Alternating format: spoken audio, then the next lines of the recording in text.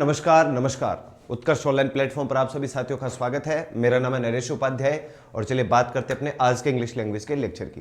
उम्मीद करता हूँ आप सभी अच्छे हैं, स्वस्थ हैं और मस्त हैं। किसी कारणवश कभी कभार देरी हो जाती है साथियों, है ना, इंटरनेट का ग्लिच वगैरह कोई ऐसा काम हो जाता है जिस वजह से लाइव स्ट्रीम नहीं जा पाती है। पर जितने भी अभी साथी आप आ चुके हैं सभी को नमस्कार। और संडे है और इसे आप नॉलेज डे बना लेते हैं, मतलब ज्ञान प्राप्त करते हैं। पहले प्रश्न कर रहे हैं, पहले उन प्रश्नों को कवर करते हैं। कल हम पूरे प्रश्न नहीं कर पाए थे ना, आज पहले उनको पूरा कर लेते हैं।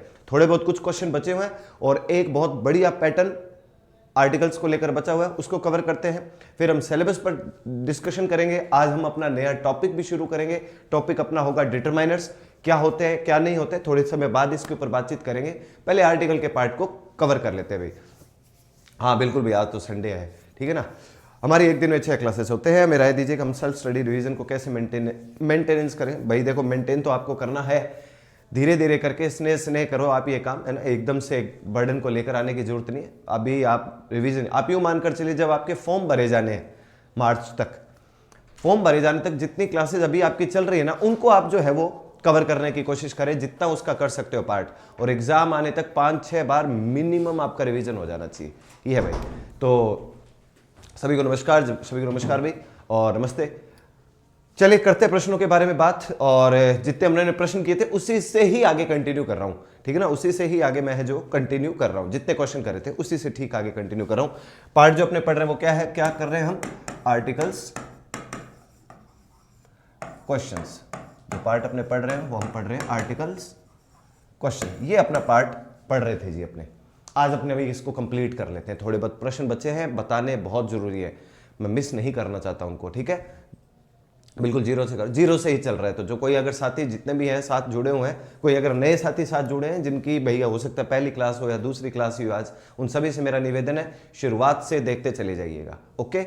और जो नए स्टूडेंट हैं वो पहली क्लास, पहली दूसरी तीसरी यू सीरियल में देखना आप, आपसे मेरा नंबर निवेदन है। तभी आप जो है वो कहते हैं ना, वो तार जुड़ पाएंगे, कनेक्टिविटी बढ़ पाएगी, ऐसे नहीं हो पाएगा।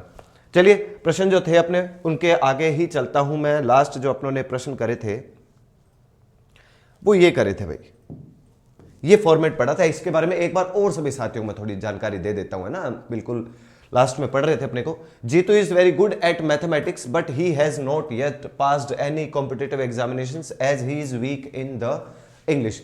इस फॉर्मेट पे हमने जो कल बात कर ली थी। आप में से कोई भी एक साथी मुझे ये बता दें इन क्वेश्चंस की सीरीज क्या थी।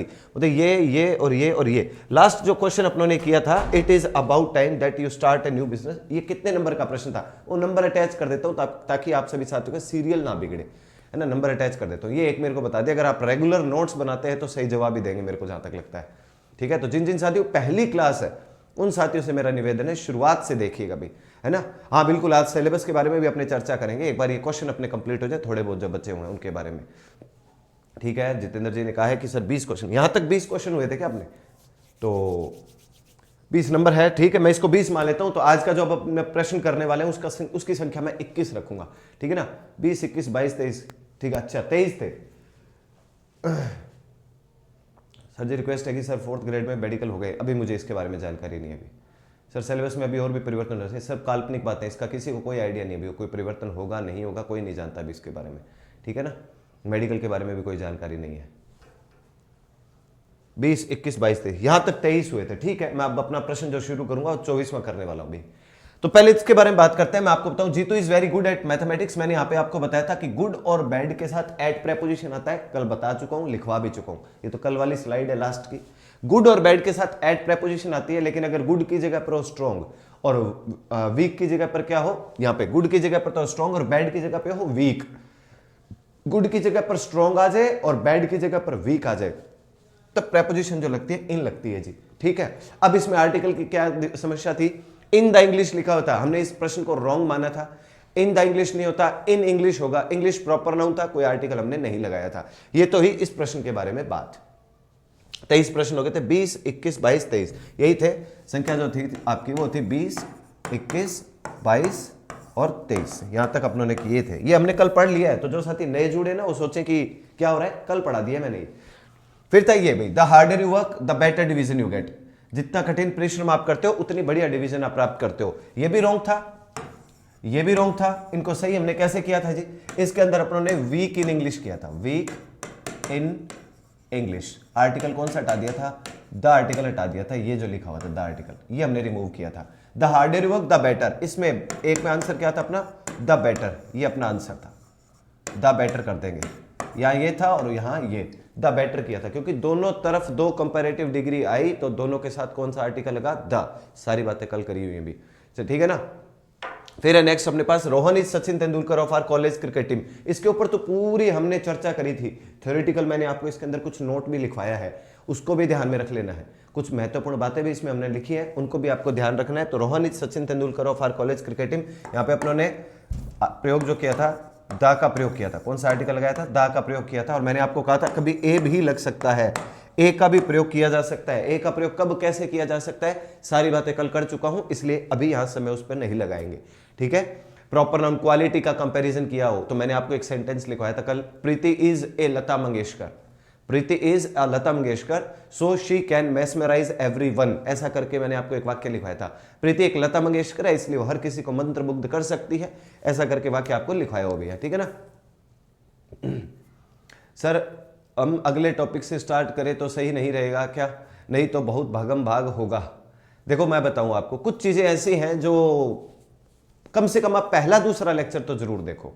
तो बाबूलाल जी आपने लिखा है, अगर आप अभी जुड़े हैं क्लासेस के साथ तो आपसे निवेदन पहला और दूसरा लेक्चर आप जरूर देखिएगा, फिर आप नए टॉपिक के साथ कनेक्ट हो जाना, ठीक है। पहला दूसरा लेक्चर आपके देखना तो अति आवश्यक है। फिर आज क्लास लीजिए आप, आज हम नए टॉपिक पढ़ेंगे डिटरमाइनर्स, पर हर टॉपिक ना पिछले कुछ टॉपिक से उनका कनेक्शन थोड़ा बहुत होता ही है, थोड़ा बहुत जुड़ाव रहता है हर टॉपिक का एक दूसरे के साथ। तो पहला दूसरा लेक्चर जिसमें आपको सीखने को मिलेगा कि वर्ब कौन सी होती है, हेल्पिंग वर्ब कौन सी होती है, इनकी पहचान कैसे कर सकते हैं, ये मैंने पहले दूसरे लेक्चर में बताया। हेल्पिंग वर्ब क्या है क्या नहीं है, इनके बारे में बातचीत करी है। ये तो उन साथियों के लिए जिनके नए लेक्चर, जो नए साथी साथ जुड़े हैं, ओके, इसका ध्यान रखिएगा आप। अभी it is about time that you start, यहां मैंने इसको कहा था कि ये रॉन्ग है, यहां पर ये स्टार्ट जो था वो गलत था। इसका मैंने आपको आंसर बताया था कल कि स्टार्टेड होगा जी, इसका आंसर क्या होगा, स्टार्टेड होगा। और स्टार्टेड वर्ब की कौन सी फॉर्म है जी, सेकंड फॉर्म है। ऐसे ना एक अंग्रेजी में फ्रेज होती है, ये प्रश्न जो है वो आपका आर्टिकल से संबंधित नहीं था, ये टेंस से संबंधित है। मैं आपको इसको टेंस में, कंडीशनल्स में पढ़ाऊंगा, सीक्वेंस ऑफ टेंस में।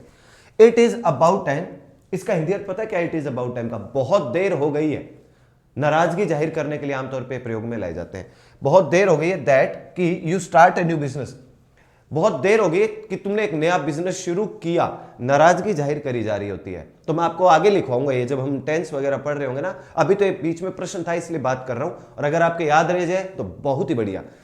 इट इज टाइम, एक क्या बोला हूं मैंने, इट इज टाइम या फिर it is high time, HIGH, it is time, it is high time या फिर it is about time, it is about time, it is high time या फिर हो इट इज टाइम। इसके बाद अगले क्लोज में, अगले क्लोज का मतलब अगले हिस्से में, अगले भाग में वर्ब की सेकंड फॉर्म आती है जी। वर्ब की कौन सी फॉर्म आती है, सेकंड फॉर्म, ये आती है सिंपल पास्ट में, वर्ब की सेकंड फॉर्म आती है। तो मैंने स्टार्ट का क्या कर दिया जी, स्टार्टेड कर दिया, वर्ब की सेकंड फॉर्म लगा दी। और ये जो लिखा है ना इट इज अबाउट टाइम, ये अपने आप यहां तक एक फ्रेज होता है, क्लोज होता है, इनमें चेंजेस नहीं करने होते। इनका अपने आप का ही अर्थ क्या होता है, बहुत देर हो गई है, नाराजगी जाहिर करने के लिए आमतौर पर ये जो प्रयोग में लाए जाते हैं। बाकी मैं इसके बारे में जो लिखने वाली बात होगी वो मैं आपको टेंस में लिखवाऊंगा, यहां था बीच में तो सारी बातें पहले के लेक्चर आपको रिकॉर्डिंग में सारे के सारे मिल जाएंगे, ठीक है। ये पैटर्न था अभी। तो 22वां जो है, कोई साथी अगर नए जुड़े उनको समझ में नहीं आ रहा तो मेरा उनसे निवेदन है कल का लेक्चर देखना है, क्योंकि 22वां केवल एक बार के लिए बोल के नहीं सिखाया जा सकता, पूरी इस पे तो हमने व्याख्या करी थी, व्याख्या कल के लेक्चर में। फिर भी रोहन इज सचिन तेंदुलकर, सचिन तेंदुलकर के बाद क्या लिखा था, ऑफ, स्पेसिफाइड फॉर्मेट बना, हमने द आर्टिकल का प्रयोग किया था। कभी द आर्टिकल ऑप्शन में नहीं हो तो बेहतर एक आंसर और कौन सा जा सकता है, ए भी जा सकता है, इसका ध्यान रखिए अभी। और कोई खास बात आपकी,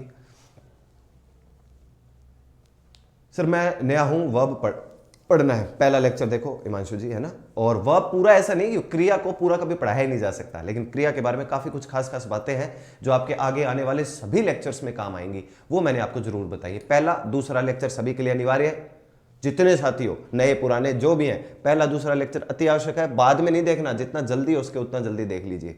और नया टॉपिक आज शुरू करेंगे थोड़ी देर के बाद। स्टार्ट वर्ब की फर्स्ट फॉर्म के, स्टार्ट वर्ब की फर्स्ट फॉर्म थी, इसकी सेकंड फॉर्म मैंने इधर लिख दी स्टार्टेड, ये फॉर्मेट हो गया।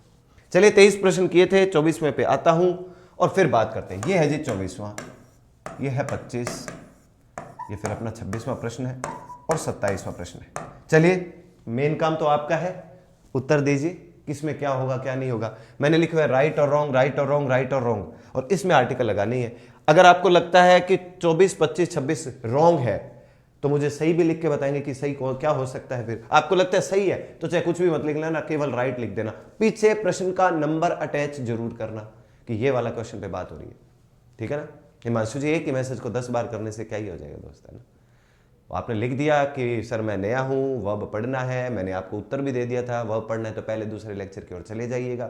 वर्ब के बारे में हमने वहाँ कौन सी बातें करी हैं जो आगे आने वाले लेक्चर्स में आपकी मदद करेगी कि वर्ब की फर्स्ट फॉर्म कौन सी, सेकंड कौन सी, थर्ड फोर्थ क्या है, हेल्पिंग वर्ब क्या होता है, काम क्या है हेल्पिंग वर्ब का अंग्रेजी के अंदर, सब्जेक्ट को कैसे पता लगा सकते हैं, ऑब्जेक्ट का कैसे पता लगा सकते हैं, नोट कहाँ पर रखा जाता है, किस तरीके से नोट का प्रयोग करना कभी पड़ जाए तो कैसे करते हैं, सारी बातें करिए, है ना। एक ही मैसेज को बार बार मत किया करो। कई बार मैनेजमेंट जो है एक ही बात को अगर बार बार लिखते हैं ना तो ब्लॉक कर देता है कि अननेसेसरी करते हो। तो मैं तो सलाह दे रहा हूँ आपको, वो तो आज संडे है, शायद मैनेजमेंट का ध्यान नहीं गया होगा। बताइए भाई, आंसर देने शुरू कर दीजिएगा, किसका क्या आंसर होगा। जो साथी अभी नए जुड़े वो तो शायद ही दे पाएंगे आंसर, पर अगर दे पाते हो तो बहुत ही अच्छी बात है। 24वें के ऊपर मैं आपको एक थोड़ी व्याख्या बताऊंगा, है ना, पर एक बार पहले आपका उत्तर जान लेता हूं, फिर 24वें पे थोड़ी सी बातचीत करनी है अपने को।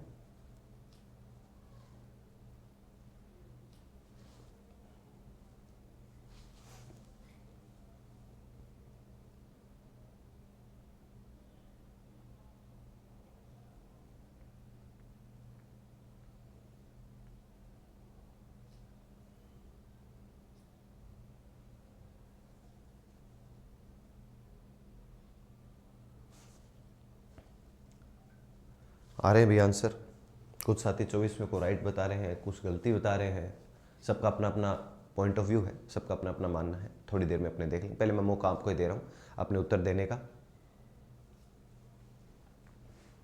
विनोद जी, रवि जी, रामनिवास जी, आपके उत्तर हैं।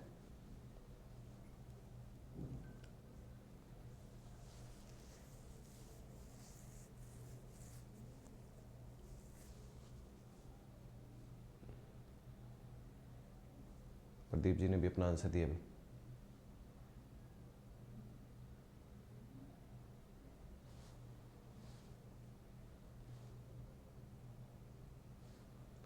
बोर्ड सर थोड़ा जूम ज़्यादा लग रहा है, थोड़ा क्लियर नहीं दिख रहा भैया, मेरे को तो इतना ही आता है इसको करना, पर फिर भी मेरे हिसाब से सही दिखना चाहिए। फिर भी अगर कोई आपको लग रहा हो तो आप, होता है ना फ़ोन के अंदर अपने जैसे वीडियो रेजोल्यूशन वगैरह कुछ ऐसे सेटिंग वगैरह उसमें हो जाती हैं कि आप जो है अपना रेजोल्यूशन थोड़ा कम ज़्यादा कर सकते हो, वैसे थोड़ा प्रयास करिएगा। सिलेबस के ऊपर आज चर्चा करेंगे, जो साथी सिलेबस पे बात करें अभी करेंगे। थोड़े पहले ये प्रश्न कर लेते हैं, फिर सिलेबस पर बातचीत करेंगे, कौन कौन से टॉपिक उसने आपको दिए हैं।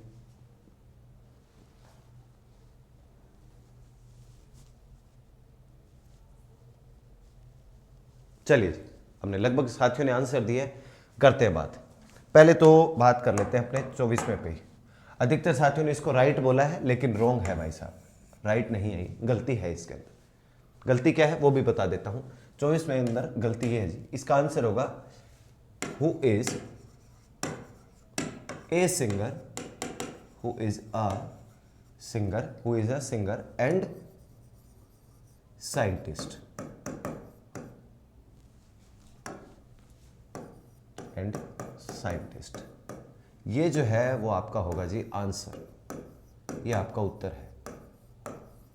क्यों है अभी बात करते हैं। ये आपका उत्तर है 24वें का। यहां से मतलब ये जो ए आर्टिकल है ना, ये यहां से हट जाएगा और कहां लग जाएगा, सिंगर के साथ ये आर्टिकल लग जाएगा। कारण समझाता हूं, आगे जा रहा हूं, एक नए पेज पे जा रहा हूं, थोड़ी व्याख्या करता हूं, आपने वो व्याख्या लिख भी लेनी है। प्रश्न सारे लिखने हैं, ठीक है ना सभी साथियों, आपको प्रश्न लिखने हैं। कहीं लिए बैठे रहो कि चलो पैनल फाइल तो मिल ही जाती है, नहीं नहीं, जो अगर प्रश्न लिखोगे तो ज्यादा लंबे समय तक याद रहने की संभावनाएं बढ़ेंगी, ठीक है। अब जी, तो मैं आपको एक व्याख्या देता हूं 24वें प्रश्न की, है ना। यदि नोट लिखवाता हूं आपको इसके अंदर एक मैं, और अपने को बात को थोड़ा सा ध्यान रख लेना है, काम आएगी आपकी बात। यदि सेंटेंस में यदि सेंटेंस में मतलब वाक्य में किसी एक ही व्यक्ति की किसी एक ही व्यक्ति या किसी एक ही व्यक्ति या वस्तु की दो विशेषताएं बताई गई हो,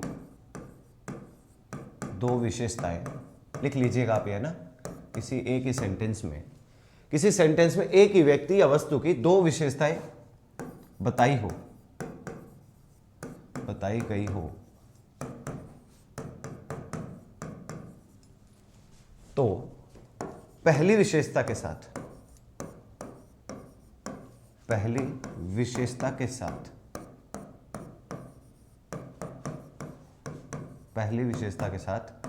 आर्टिकल अप्लाई करते हैं। अच्छा, कौन सा आर्टिकल अप्लाई करते हैं? ये जरूरी नहीं है, वो दा भी हो सकता है, उस स्थिति के हिसाब से ए या एन भी हो सकता है। आर्टिकल अप्लाई करते हैं।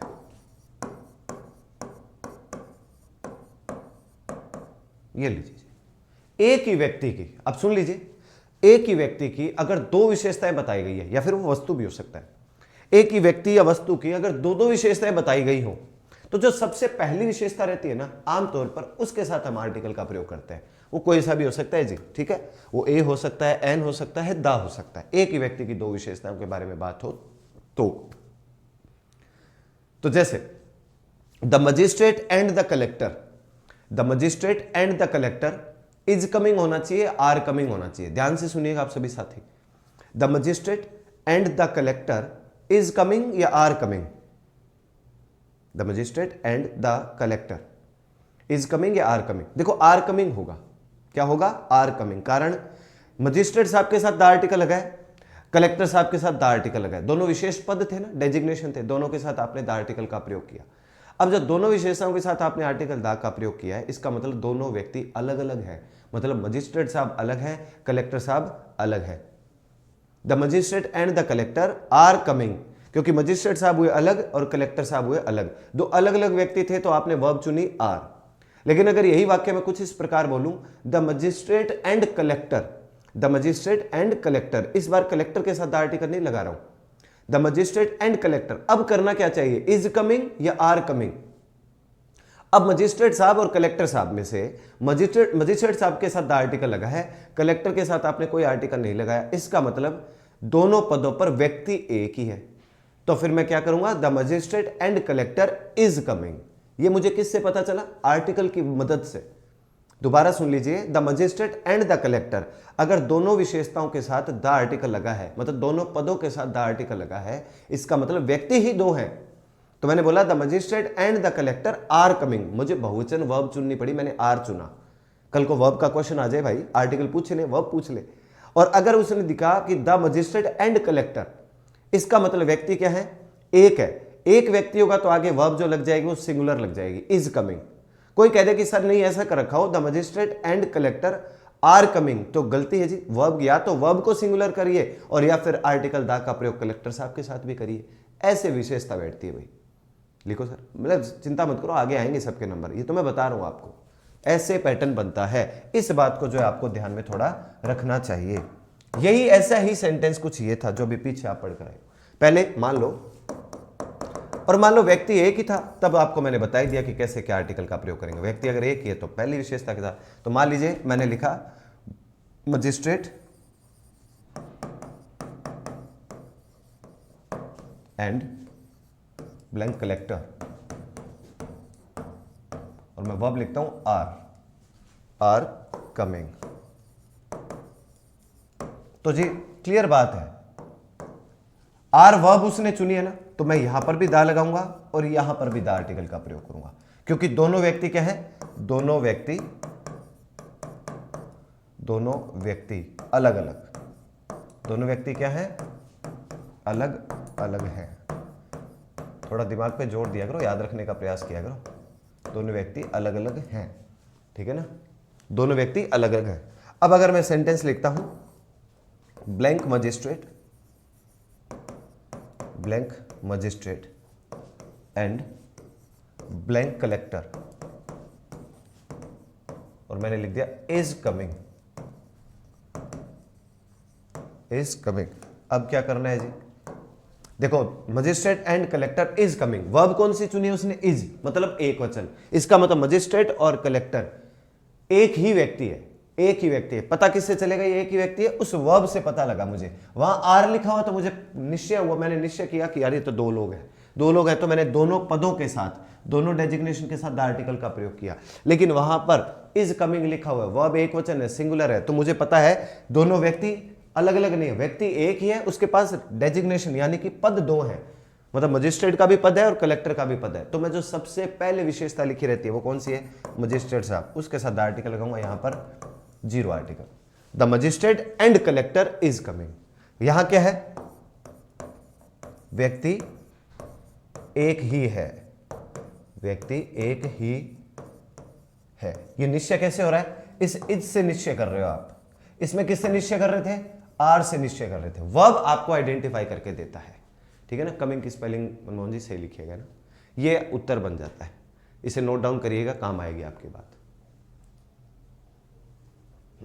वीडियो में इतना ही पढ़ना पड़ेगा, ये काफी है इंग्लिश ग्रामर। एक बार इतना तो पढ़ो यार, बाद में बता देंगे आपको वीडियो के लिए।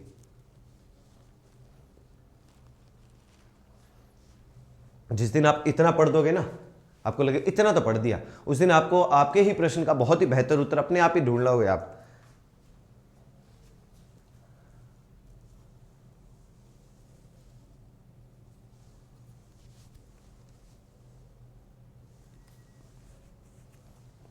अपनी तरफ से अपने 100% देने का कार्य कर रहे हैं, बाकी देखेंगे।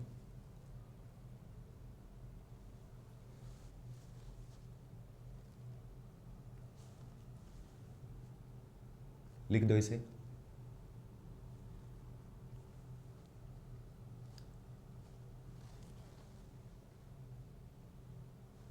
चलिए अब चलते हैं वापस से अपने प्रश्नों की ओर। जो हमने लिखा है उसी ओर दोबारा चलते हैं, अपने प्रश्नों की ओर वापस से, और क्या करके करना था वहां पे। अब देखिए आप, on my request Amit introduced me. अब ध्यान से पढ़ना आप, ऑन माई रिक्वेस्ट, मेरे निवेदन पर, अमित इंट्रोड्यूस्ड मी, अमित ने मेरा परिचय करवाया, टू हिज फ्रेंड, अपने दोस्त से, हु इज सिंगर, जो कि सिंगर है, गायक है, एंड ए साइंटिस्ट, और एक क्या है वो, साइंटिस्ट भी है, वैज्ञानिक भी है।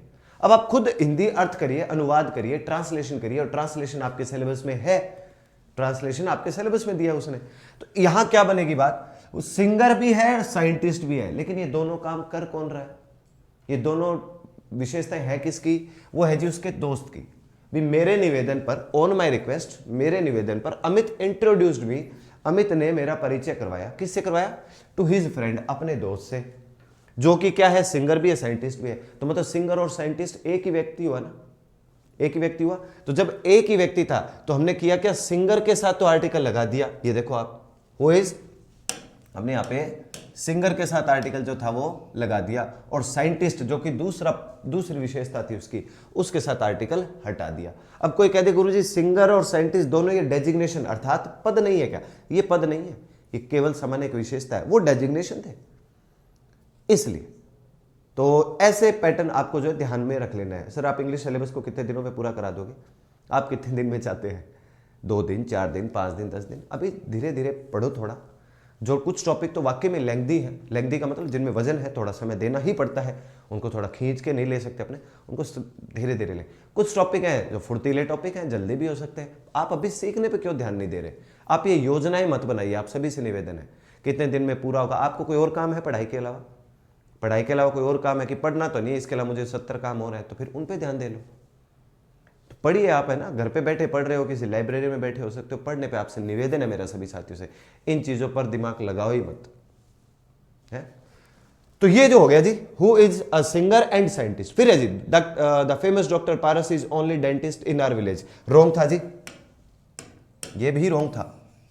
इसमें क्या गलती रह गई, इसमें देखो, the famous doctor Paras is the only dentist, the only dentist, एकमात्र दंत चिकित्सक, इसका आंसर बैठेगा ये, द ओनली डेंटिस्ट। कौन से का है ये उत्तर, 25वें का। The famous doctor Paras, doctor है, फेमस है, कौन से, is dentist in our village. देखो एकमात्र डेंटिस्ट है, एकमात्र चिकित्सक है। जब ये एकमात्र चिकित्सक है मतलब सुपरलेटिव फॉर्मेट बन रहा है, सुपरलेटिव फॉर्मेट में आमतौर पे अपने द आर्टिकल लगवाते हैं, ये मैं आपको लिखवा भी चुका हूं। थोड़ा रीडिंग का प्रश्न अच्छा था ये। द फेमस डॉक्टर पारस जो है इज द ओनली डेंट, एकमात्र दंत चिकित्सक है इन आर विलेज, हमारे गांव में। रॉन्ग था, राइट हमने बना लिया भाई, ठीक है। ओके, क्लियर हुआ? बिल्कुल भाई, बिल्कुल। तो नेक्स्ट है we all must respect a honest person. ये बड़ा सामान्य प्रश्न था, और पर दुख की बात यह है कि इसका उत्तर कोई साथी नहीं दे रहे थे। इसका उत्तर क्यों नहीं दे पाए भैया आप? इतनी तो कोई बड़ी कहानी थी नहीं इसमें। We all must respect a honest person, wrong था। ये तो पढ़ने से समझ में आ रहा था। 26वें का प्रश्न, वी ऑल मस्ट रेस्पेक्ट, हमें रेस्पेक्ट आदर करना ही चाहिए, किसका भी? ए ऑनेस्ट पर्सन, एक ईमानदार आदमी का, एक ईमानदार आदमी की हमें रेस्पेक्ट करनी ही चाहिए। तो अब आप क्या करो, ऑनेस्ट जो है उसको लिखो आप, और उसके साथ कौन सा आर्टिकल लगेगा खुद विचार कर लेना, एन ऑनेस्ट हो जाएगा। ये आपका आंसर था। कारण ऑनेस्ट को कैसे लिखा जाता है? ऑनेस्ट ऐसे है, नहीं है वो आका, ये तो हमने क्लास में पहले दिन ही पता कर लिया था आर्टिकल के, ऑनेस्ट।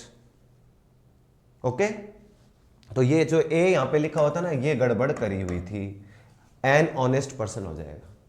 ये मैंने इधर लिख दिया उत्तर आपका।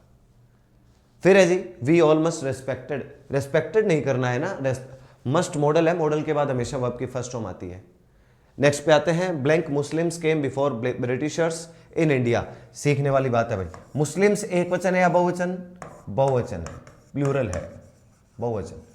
फिर इधर ब्रिटिशर्स लिखा हुआ है, ब्रिटिशर्स भी एक वचन है या बहुवचन? ये भी बहुवचन है, प्लूरल है।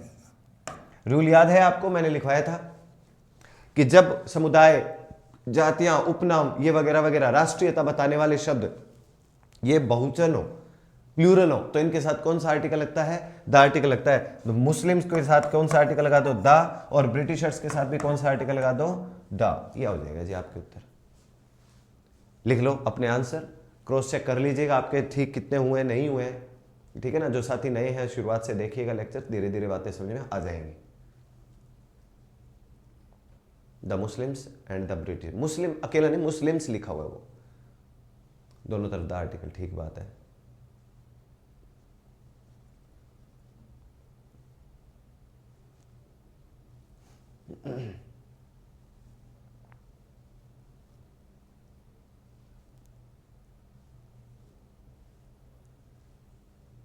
इंग्लिश कमजोर है, शांति से पढ़ाना गुरुजी, एग्जाम दूर है, निश्चिंत रहिए भी। अपनी तरफ से सब 100% लगाने का प्रयास करेंगे, बाकी देखते हैं, करते हैं कोशिश। लिख दिया? ये लिख ही दिया होगा आपने, उम्मीद करता हूं, और ये भी लिख दिया होगा उम्मीद करता हूं। मजिस्ट्रेट साहब, कलेक्टर साहब दोनों विशेष पद थे। अब आर्टिकल की बात हुई, यहां पर आर लिखा हुआ था, बहुवचन था, दोनों के साथ आर्टिकल लगा दो क्योंकि दोनों विशेष पद हैं, ठीक है ना।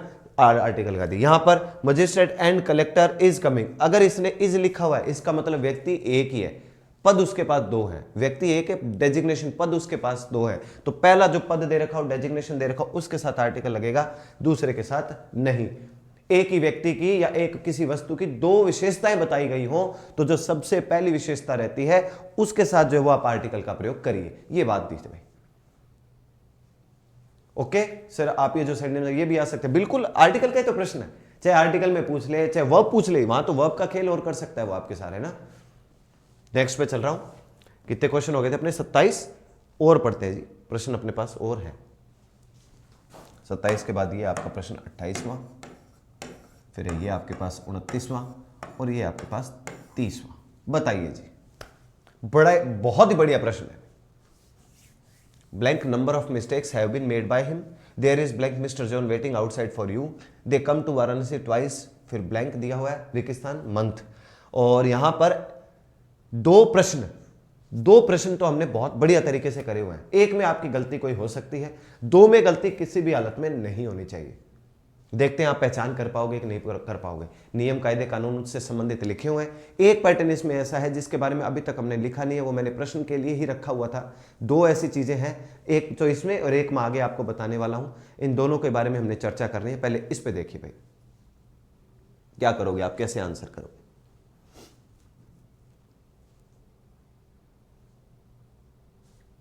पहले आपका आंसर जान लेता हूं।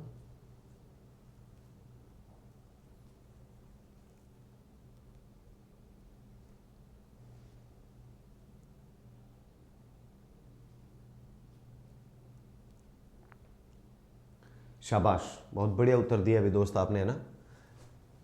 एक तो गलत किया आपने, एक सही है आपका, वेरी गुड। और देखते हैं।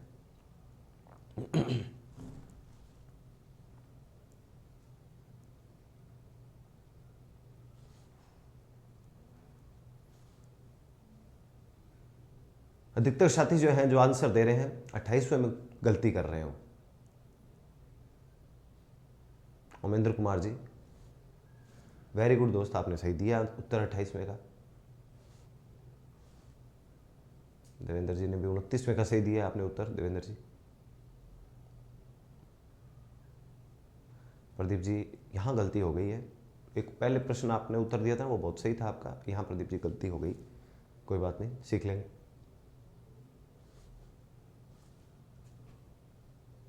चलिए जी, बात कर लेते हैं। दो प्रश्न आपके वाकई में जल्दी सही होने चाहिए थे, एक में गलती स्वाभाविक है, होने की पूरी पूरी संभावनाएं हैं। पर पहले अपने बात करते हैं, पहले 30वें के बारे में बात करते हैं। 30वां प्रश्न जो है, they come to Varanasi twice blank month. तो मैंने आपको एक रूल लिखवाया था, थोड़ा सा है ना, यहां लेके आना उसको। मैंने लिखवाया था वंस, ट्वाइस, थ्राइस, याद आ रहा है।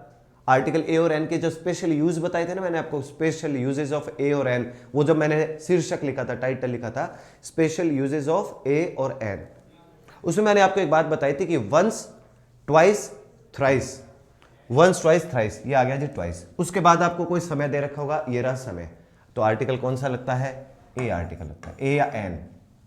दे कम टू वाराणसी, अच्छा कम वर्ब की कौन सी फॉर्म है, फर्स्ट फॉर्म है, ये भी बात पढ़ाई हुई है मैंने। क्या बताया था मैंने आपको, याद है, वंस, ट्वाइस, थ्राइस के बाद आर्टिकल तो लगता है ए या एन, आगे आने वाले नाउन अर्थात समय के हिसाब से।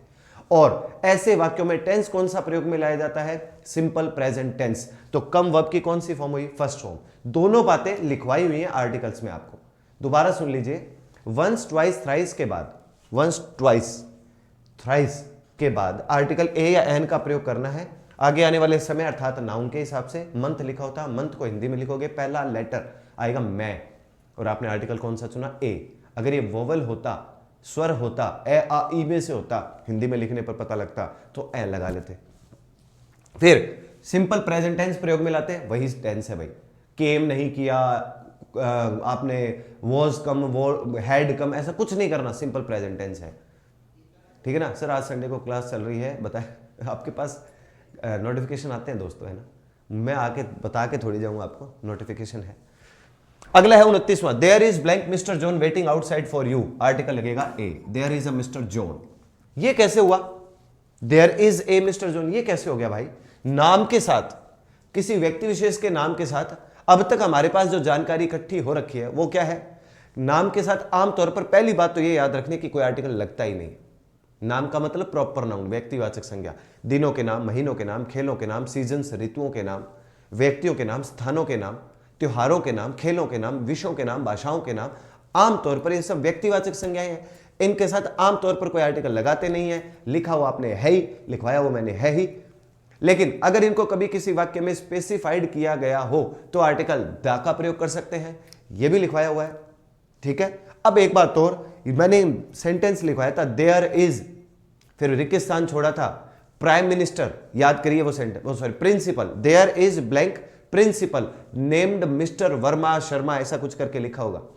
देयर इज, फिर रिक्तस्थान दिया था, principal named mister Verma Sharma, जो भी लिखा आपको याद है, मैंने उसमें कहा था देयर इज या देयर आर के बाद आर्टिकल कौन सा लगाते हैं, या तो ए या एन, याद आ रही है कहानी, वही फॉर्मेट यहां पे बना। There is a mister John, एक मिस्टर जॉन है जी जो बाहर आपका इंतजार कर रहे हैं। इस वाक्य में, इस 29वें वाक्य में मिस्टर जॉन के, जॉन मैं यहां लिखता हूं ना, जॉन के नाम के अलावा कुछ नहीं जानता मैं, जॉन के नाम के अलावा, जॉन के नाम के अलावा कोई जानकारी नहीं है उसको, कोई जानकारी नहीं है।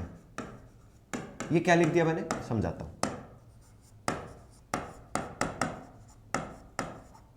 भाई कोई व्यक्ति आके कहता है कि सर बाहर कोई राकेश है आपका इंतजार कर रहा है, बाहर कोई राकेश है जो आपका इंतजार कर रहा है। कोई राकेश का क्या मतलब हुआ, अर्थात जो आपसे आके बात बोल रहा है ना कि सर बाहर कोई राकेश है आपका इंतजार कर रहा है, यहां बोलने वाला व्यक्ति राकेश के नाम के अलावा कुछ नहीं जानता। अब आप कह दोगे हमें कैसे पता चलेगा कि कुछ जानता है या नहीं जानता। दोस्त लिखा हुआ क्या है, there is a mister John, there is a mister John, एक मिस्टर जॉन है बाहर आपका इंतजार कर रहे हैं, नाम के अलावा कुछ नहीं जानता। अगर जानता होता ना तो वो ये नहीं बोलता there is a mister John, वो बोलता जॉन आया जी, राहुल आया, श्याम आया, संजय आया, आपका इंतजार कर रहा है। तो वहां इस तरीके से प्रयोग ही नहीं करता। यहां देयर इज और देयर इज के बाद आर्टिकल लगाते हैं कौन से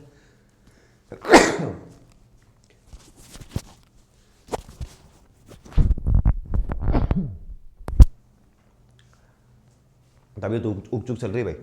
तो there is a mister John outside for you, ये इसका आंसर बना भी। सर जी मिस्टर जॉन विशेष रूप में है क्योंकि वो आउटसाइड फॉर यू के लिए, नहीं आउटसाइड से पता नहीं लगा बे, ऐसे आउटसाइड से कोई पता नहीं लगा पा रहे हम। देयर इज, नियम क्या लिखा हुआ आपने, देयर इज और देयर वॉज के बाद आर्टिकल कौन सा लगाते हैं, ए, वो रूल है। नाम के अलावा कुछ नहीं जानता वो तो बात है ही, नाम के अलावा कोई जानकारी उसको है नहीं। अब आता है 28वां प्रश्न और ये सॉलिड है जी, 28वें पे बात करना अति आवश्यक है, सीखिए। बहुत सारे साथियों ने 28वें में द आर्टिकल का प्रयोग किया, क्यों किया, आगे उनको ऑफ दिख गया, उनको क्या मिला आगे, ऑफ, उन्होंने द आर्टिकल का प्रयोग कर दिया। मैंने आपको याद है लिखवाया था कि ऑफ, दैट, WH वर्ड या कोई प्रोनाउन किसी नाउन के ठीक बाद लिखा हुआ आ जाए तो जरूरी नहीं है कि वो नाउन हमेशा स्पेसिफाइड ही होगा और आपको द आर्टिकल ही लगाना है। बात आती है हमें कैसे पता चलेगा, चलो मैं सिखा देता हूं। देखो दो बातें और दोनों नोट डाउन करनी है आपने हर हालत में, हाईलाइट करके, मतलब विशेष के तौर पर। देखो एक तो होता है ए नंबर ऑफ, क्या होता है, a number of, a number of, a number of के बाद जो नाउन होगा ना, ए नंबर ऑफ के बाद आने वाला नाउन बहुवचन होगा, मतलब प्लूरल होगा। ए नंबर ऑफ के बाद आने वाला नाउन प्लूरल, और ए नंबर ऑफ के बाद जो फिर बाद में वर्ब लगानी पड़ेगी वो भी कैसी होगी, प्लूरल होगी। याद कर लो इसे, ए नंबर ऑफ के बाद आने वाला नाउन प्लूरल, वर्ब प्लूरल, और एक मामला रहता है अपने पास the number of, the number of. The number of के बाद आने वाला नाउन तो जो है, नाउन तो रहेगा प्लूरल, नाउन तो रहता है प्लूरल, लेकिन जो वर्ब आती है जी, वर्ब आ जाती है जी सिंगुलर, वर्ब आएगी सिंगुलर, मतलब एक वचन।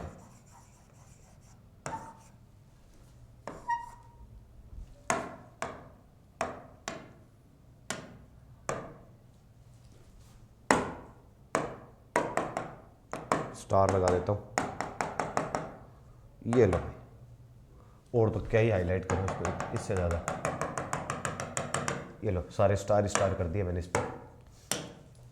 एक बार आप देखना थोड़ा ध्यान से कि a number of, a number of के बाद आने वाला नाउन बहुवचन और वर्ब भी बहुवचन प्लूरल। द नंबर ऑफ, इस बार क्या है, the number of, the number of के बाद आने वाला नाउन तो होता है प्लूरल, लेकिन वर्ब कैसी आती है, सिंगुलर। अब आप एक बार ऊपर देखो कि साहब हमें कैसे पता चलेगा द नंबर ऑफ करें या ए नंबर ऑफ करें, तो सिंपल सी बात है, इतनी रीजनिंग, इतना तर्क शक्ति तो आपकी अच्छी होगी। नंबर ऑफ मिस्टेक्स, मिस्टेक्स जो यहां पे लिखा हुआ है ये एक वचन है बहुवचन, प्लूरल। मिस्टेक गलती तो होता है एक वचन और मिस्टेक्स है प्लूरल बहुवचन।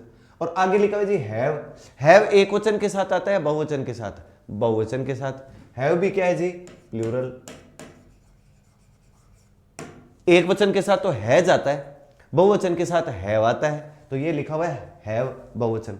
तो जब नाउन भी प्लूरल है और वर्ब भी प्लूरल है तो नंबर ऑफ के साथ क्या लगाना है जी, आपने देख लो, खुद ही देख लो, खुद ही चेक कर लो, ए नंबर ऑफ और द नंबर ऑफ। तो जब नाउन भी प्लूरल वर्ब भी plural, a number of. By chance, by chance यहां पे होता रेगिस्तान, नंबर ऑफ मिस्टेक्स, और फिर यहां पे हैव की जगह पे लिखा होता हैज, क्या लिखा होता हैज, तो मैं क्या करता, द नंबर ऑफ। क्यों, द नंबर ऑफ के बाद नाउन प्लूरल लेकिन वर्ब कैसी रहती है, सिंगुलर। ये मेरा उत्तर था, इसलिए मैंने ऑफ से प्रभावित नहीं हुआ, मैंने ये चेक किया पूरा। अब आप भी चेक कर लो, जो थ्योरी मेरे पास है वो अब आपके पास भी, आप और हम अब बराबर स्तर पर हैं। यही इसी के थ्रू मैंने पता किया था, इसके थ्रू अब आप पता कर सकते हो। सेम डिट्टो स्तर पर आ चुके हैं आप और हम, कर लीजिए पता। आई बात में बात आती है कि साहब पेपर में कैसे पता चलेगा, जैसे मैंने पता लगाया, मुझे मिस्टेक्स भी बहुवचन दिखा और हैव भी बहुवचन दिखा तो मैंने ए नंबर ऑफ किया। मुझे अगर यहां पर हैव की जगह पर हैज दिया गया होता तो मैं द नंबर ऑफ करता। बस करिए नोट डाउन, नोट डाउन कर लीजिएगा इसको। जो मैंने आपको लिखवाया। राजेंद्र जी, आज ज्वाइन किया और आपको इंग्लिश नहीं आती, तो जिन्होंने कल ज्वाइन किया था वो भी आज विलियम शेक्सपियर नहीं बन गए अंग्रेजी में, इसलिए घबराने की जरूरत नहीं है। आपने आज ज्वाइन किया और आपको इंग्लिश नहीं आती, संभावित ही बात है, तो स्वाभाविक भी बात है। आपने आज ज्वाइन किया तो आपको ज्ञान कम होगा। अब रेगुलर आप क्लास लीजिए, और मेरा आपसे निवेदन है, और एक ही मैसेज को बार बार मत करिए। राजेंद्र जी, पढ़ लिया मैंने, ठीक है। बार बार एक ही मैसेज को करने पे कई बार मैनेजमेंट जो है उन्हें लगता है कि ये क्लास को डिस्टर्ब करने की कोशिश कर रहे हो सकते हैं, वो कहीं आपको ब्लॉक ना कर दे। मैंने आपका मैसेज पढ़ लिया है, उत्तर भी दे रहा हूं आपको। तुम्हें मिस्टेक्स नाउन है ना सर? हाँ, मिस्टेक्स, गलतियां नाउन था। तो जिन्होंने, फिर एक बार याद दिला देता हूं, जिन्होंने आज ज्वाइन किया है, कई कल ज्वाइन करेंगे, कई परसों ज्वाइन करेंगे, कई हो सकता है किसी मुहूर्त का वेट कर रहे हो तब ज्वाइन करेंगे, कई नए साल के बाद ज्वाइन करेंगे, सबकी अपनी अपनी इच्छाएं हैं। जब भी ज्वाइन करेगा मेरी एक लाइन तो पक्की यही रहेगी कि पहला दूसरा लेक्चर तो जरूर देख। पहला दूसरा लेक्चर सारे आपको रिकॉर्डिंग में मिल जाएंगे। दूसरा, जो साथी अब जुड़ रहे हैं, आपसे मेरा निवेदन है, भाषाओं की कक्षाओं में बीच में फायदा थोड़ा कभी कभार ऊपर नीचे कहानी हो सकती है। शुरू से फ्लो में जुड़ते रहेंगे। पहला दूसरा लेक्चर जरूर देख लीजिएगा, फिर आप नया टॉपिक आज पढ़ेंगे वो देख सकते हो। तो जिन्होंने आज ज्वाइन किया है, कोई किसी ने कल ज्वाइन किया होगा, कई कल ज्वाइन करेंगे। देखना आप कल कई साथी अपने कल मिलेंगे, कई कमेंट्स ऐसे कल भी आएंगे, सर हमने आज ज्वाइन किया है, लिख लो।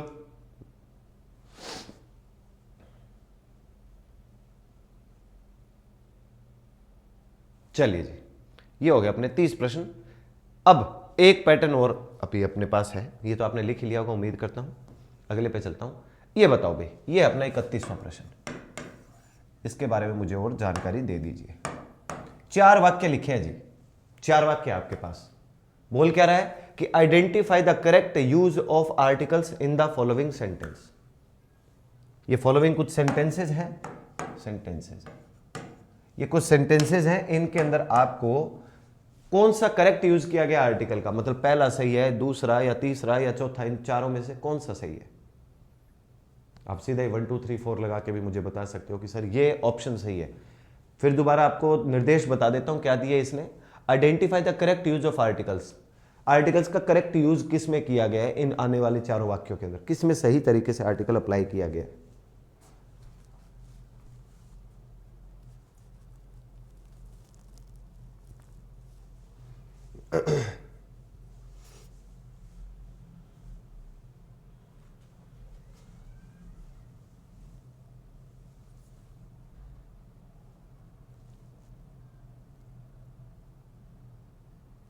बताओ।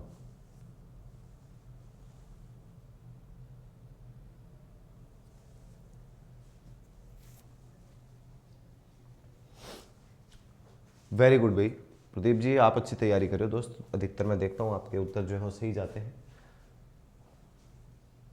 रामकिशन जी ने, विनोद जी ने, मनमोहन जी, पहला राइट बताओ मुझे तो, है ना। धनराज, मान सिंह जी, मनीष, बाबूलाल, पंकज, सहबाज, नितेश, मोनिका जी, बहुत सारे साथी साथ जुड़े हैं, अमलेश जी, विकास जी। चलिए करते हैं उत्तर के ऊपर बात कि कौन सा इनमें सही है। आपने सभी ने अपने उत्तर दिए, मैं देख रहा हूं, अच्छी बात। Identify the correct use of articles in the following sentences. जो सही उत्तर है आपका, जो आंसर है वो तो कौन सा है जी? ओमेंद्र जी आपका भी सही है, कुशल जी गड़बड़, कोई बात नहीं। आंसर सही है दूसरा। कौन सा सही है? ये आपका प्रॉपर सही राइट आंसर है, मतलब दूसरा आपका आंसर हुआ। क्यों हुआ? वैसे तो पढ़ा हुआ आपने, फिर भी अब बात करना जरूरी है। शेक्सपियर कौन सा नाउन है? Proper noun. प्रॉपर नाउन के साथ कोई आर्टिकल का आमतौर पर प्रयोग करते नहीं, जब तक स्पेसिफाइड नहीं किया जाए तब तक तो बिल्कुल भी नहीं। इसने लिखा है कि शेक्सपियर जो है उनका जन्म कहाँ हुआ? इंग्लैंड में हुआ।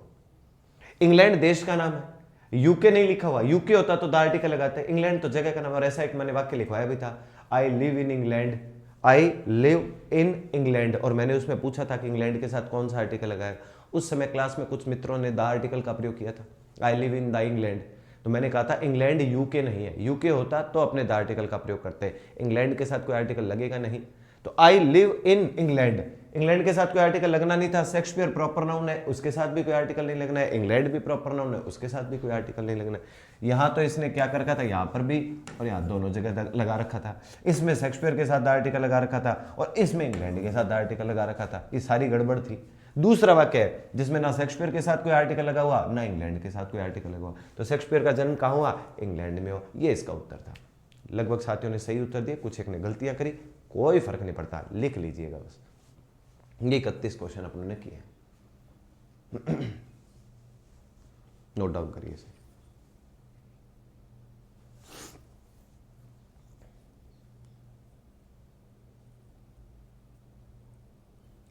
सर यूके इंग्लैंड का नाम ही तो यूके है ना, यही तो हमारी गलतफहमी है भाई। यूके इंग्लैंड नहीं होता, यूके में कई सारे देश हैं, उनमें एक देश कौन सा पड़ता है, इंग्लैंड। ठीक है ना, ज्योग्राफी भूगोल अगर आपको अच्छा आता हो, थोड़ी जानकारी हो तो बता दो आप, है ना। इंग्लैंड अलग देश है, जो पड़ता किस में है, यूके में पड़ता है। यूके इंग्लैंड नहीं होता। कोई आदमी कहते मैं तो यूके आ रखा हूं, इसका मतलब इंग्लैंड ही नहीं आ रखा हो। ठीक है ना, इंग्लैंड तो एक देश है। यूके में और भी बहुत सारे देश हैं, मुझे ज्योग्राफी का थोड़ा कम ज्ञान है, मैं बता देता आपको। 2-3 देश और भी हैं यूके के अंदर, तो उन देशों में कभी कोई गया होता है ना, तो वो भी यही कहता है कि मैं यूके आ रखा हूं। और विलियम शेक्सपियर प्रॉपर नाउन है, उधर इंग्लैंड भी तो प्रॉपर नाउन है। व्यक्तिवाचक संज्ञाओं के साथ आर्टिकल का प्रयोग करते हैं नहीं, जब तक उसे स्पेसिफाइड नहीं किया जाए तब तक तो बिल्कुल भी नहीं। ठीक है ना।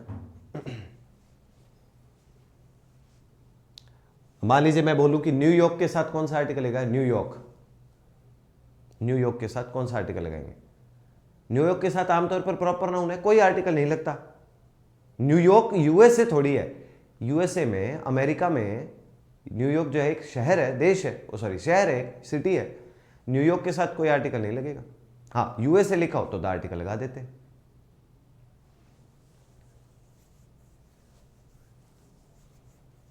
ये आंसर था। और चलिए ठीक है, इतने अपने प्रश्न किए हैं और इनके ऊपर बातचीत करेंगे। अगर ऐसे ही पैटर्न आपने सीखते रहे तो पहले तो आपको अटेंशन की रिक्वायरमेंट होती है। सबसे ज़्यादा जरूरी जो रहता है वो क्या रहता है, अटेंशन रिक्वायरमेंट रहती है। एक पैटर्न और सीख लो इसके अंदर और फिर बढ़ते आगे। मान लो मैंने एक सेंटेंस लिखा आपके लिए, हेल्प ब्लैंक पुअर। कभी प्रश्न आ जाए हेल्प ब्लैंक पुअर, कौन सा आर्टिकल लगेगा, हेल्प ब्लैंक पुअर। मान लो सेंटेंस आ जाए, ये तो हो ही गया, he is blank poor man, he is blank poor man. एक सेंटेंस आ जाए, blank rich have no feelings, blank rich have no feelings. Question आ जाए, he is blank rich man. ये सेंटेंस कुछ इस प्रकार बन जाए।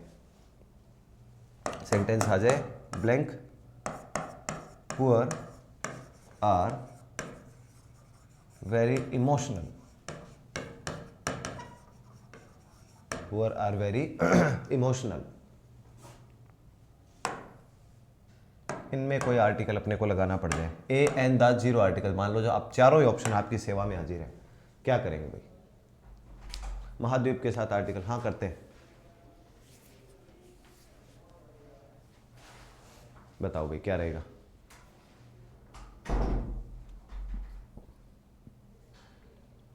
क्या आपका उत्तर होगा, क्या पैटर्न बनेगा। रामराज जी ने कहा है ज़्यादा लंबी क्लास बोरिंग लगने लग जाती है। सर ठीक है, आप थोड़ी देर बाहर टहल आओ, घूमे हो यार, क्या दिक्कत वाली बात है। सर संडे को भी क्लास लगी है क्या, देख लो, आज संडे ही है, लगी हुई है ना। चलिए, हेल्प ब्लैंक पुअर सीखते हैं। एक बढ़िया अच्छा कॉन्सेप्ट है, इसके अंदर काम आएगा आपके। हेल्प ब्लैंक पुअर, यहां पर गरीब की मदद करने के लिए बोला जा रहा है, गरीबों की भी, गरीब की मदद करो या गरीबों की। याद रखिएगा, ये जो पुअर यहां पे लिखा हुआ है, ये जो पुअर यहां पे लिखा हुआ है, ये बात किसके बारे में कर रहा है, पीपल। किसके बारे में बात हो रही है, पीपल, लोगों के बारे में। किनकी मदद करो, गरीब लोगों की मदद करो। और पीपल होता है नाउन, संज्ञा, और पुअर जो है वो उसका एडजेक्टिव यानी कि विशेषण, यानी कि विशेषण। पीपल जो है वो है संज्ञा। इस संज्ञा की विशेषता बताने के लिए इसने किसको रख दिया, पुअर को। यहां पर पुअर जो है वो किसी एक गरीब की बात नहीं, किसके बारे में बात हुई, गरीब लोगों के बारे में। गरीब लोगों के बारे में बात हुई तब याद रखिएगा कौन सा आर्टिकल लगेगा, the article. Help the poor, गरीब लोगों की मदद करिए, आपने इस एडजेक्टिव अर्थात के विशेषण के साथ आर्टिकल कौन सा लगाया, द। क्यों लगाया है? वो इसलिए लगाया क्योंकि गरीब किसी एक की बात हुई नहीं, गरीब लोगों की बात हुई। अगर किसी एक गरीब की बात होती तो वाक्य को लिखने का तरीका कुछ ऐसा नहीं रहता, वो कैसे रहता, ऐसा जो मैंने लिखा, ही इज ब्लैंक पुअर मैन। या फिर मैं सेंटेंस लिख दूं, you should help blank poor man. फिर इस प्रकार वो कहीं ना कहीं लिखा हुआ हो सकता था, you should help blank poor man. तुम्हें जो है एक गरीब आदमी की मदद करनी चाहिए। यहां पर पुअर आप ये नहीं कह सकते लोगों की बात कर रहा है क्या, बिल्कुल नहीं। पुअर के बाद उसने क्या लिखा, मैन। मैन का मतलब एक व्यक्ति के बारे में बात हुई। You should help blank poor man, तुम्हें जो है मदद करनी चाहिए, किसकी, गरीब लोगों की। अगर लोगों की बात हो रही होती तो मैन थोड़ी लिखा होता, पीपल लिखा होता बाई चांस यहां पे। तो या तो किसी एक गरीब की बात करी गई तो हमने पुअर के लिए कौन सा आर्टिकल लगा दिया, a. You should help a poor man, a article. Poor को हिंदी में लिखेगा, पहला अक्षर आएगा। तो you should help a poor man, तुम्हें गरीब आदमी की मदद करनी चाहिए। हेल्प ब्लैंक पुअर, गरीबों की मदद करो। कोई कह दे हमें कैसे पता चलेगा गरीबों का, इससे पीपल अंडरस्टूड है। अंडरस्टूड का मतलब अपने आप ही माना गया, गरीबों की मदद की बात हो रही है। अगर एक गरीब की बात होती तो कुछ इस प्रकार वाक्य लिखा होता, तो हेल्प द पुअर। फिर देखो आप ये sentence, he is blank poor man, वो एक गरीब आदमी है। कोई कहते नहीं नहीं सर आदमी क्यों, व्यक्तियों के बारे में, लोगों के बारे में बात हो रही है। यार आगे मैन लिखा हुआ है, मैन एक वचन में आता है, तो क्या करेंगे, ही इज अ पुअर मैन, वह एक गरीब व्यक्ति है। मैन नाउन है जी, मैन नाउन है, पुअर एडजेक्टिव है। पुअर क्या है, एडजेक्टिव, अर्थात हिंदी में अपने कहते हैं विशेषण, ठीक हो। तो फिर पुअर मैन, गरीब आदमी। तो आदमी की विशेषता किसने बताई कि आदमी अमीर है, गरीब है, ईमानदार है, भ्रष्ट है। ईमानदार कौन क्या है, आदमी की विशेषता का मतलब संज्ञा की विशेषता बताने का काम कौन करता है, संज्ञा की विशेषता बताने का काम कौन करता है, विशेषण होता है ना। संज्ञा और सर्वनाम की विशेषता विशेषण बताते हैं। संज्ञा के स्थान पर काम आने वाले शब्दों को तो आप सर्वनाम कहते हो, लेकिन यह संज्ञा की विशेषता बता रहा है। गरीब आदमी, अमीर आदमी, भ्रष्ट आदमी, ईमानदार आदमी, जो भी। तो यहां पर मैन की विशेषता पुअर ने बताई, आर्टिकल कौन सा लग गया, ए, क्योंकि एक के बारे में बात हो रही थी। फिर ये देखो ब्लैंक रिकिस्तान, rich have no feelings. Rich का मतलब क्या होता है, अमीर। यहां पर बात किसी एक अमीर की करी गई है या अमीरों की। कोई कहते हमें कैसे पता चलेगा, लग रहा है भी पता, कैसे, हैव से। हैव लिखा हुआ है यहां पे। हैव एक वचन के साथ आता है या बहुवचन के साथ, हैव आता है बहुवचन के साथ। पहली दूसरी कक्षा में भी हमने इस पर बातचीत करी हुई है।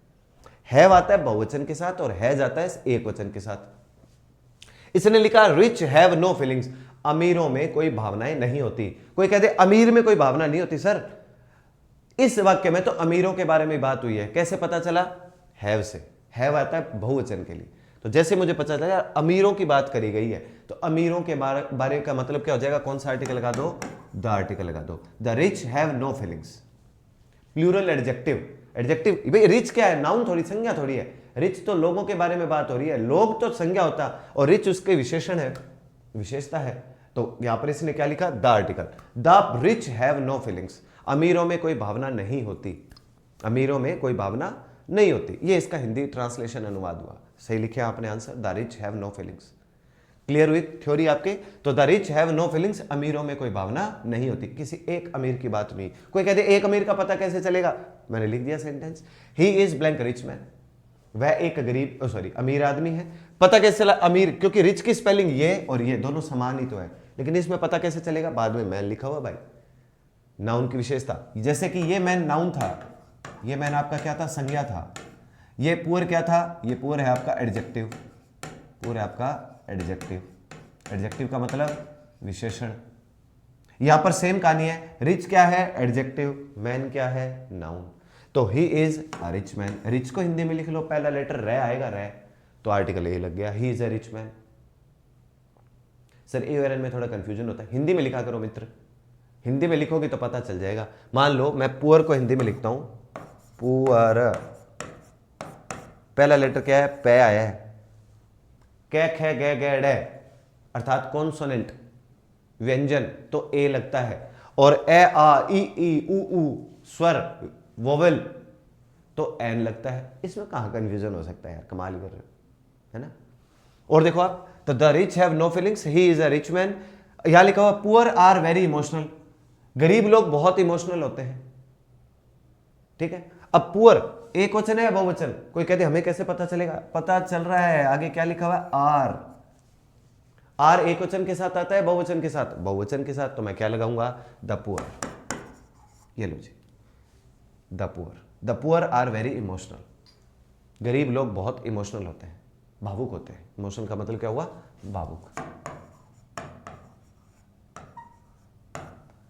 गरीब लोग बहुत भावुक होते हैं, इमोशनल होते हैं। आर, कुल मिलाकर अगर मैं बताऊं आपको, हैव किसके साथ लगता है, प्लूरल के साथ, हैव होता है प्लूरल के साथ, और आर लगता है प्लूरल के साथ, आर लगता है प्लूरल के साथ। ये वैसे ये जानकारी है, आगे और भी मिल जाएगी ये जानकारी। ये अर्थ हो गया। अभी रिच को हिंदी में लिखोगे तो रिच कुछ इस प्रकार लिखा जाएगा। पहला लेटर देख लो, रिच कैसे लिखा गया, आर्टिकल ए ही लगाया आप लोगों ने। ये जानकारी है जी। तो कुल मिलाकर वर्ब से ही पता लग पा रहा है, रूल नहीं है इसमें कोई, वर्ब से ही पता लग पा रहा है। प्लूरल एडजेक्टिव है आपका, बहुवचन जो है, बहुवचन विशेषण है आपका, आर्टिकल लगा दीजिएगा द। पता लगाने का तरीका मैंने आपको शॉर्ट एंड स्वीट में समझा दिया है। वाक्य लिख लीजिएगा, blank rich man was no feeling. वैसे तो सेंटेंस ही गलत है दोस्त, वॉज नहीं, वहां पे है ना, वॉज नहीं होता, हैज हैव का प्रयोग करते हैं। आप यूं लिख दो, rich man has no feeling, feeling नहीं है, फीलिंग्स करना, उसको ए लगा देना।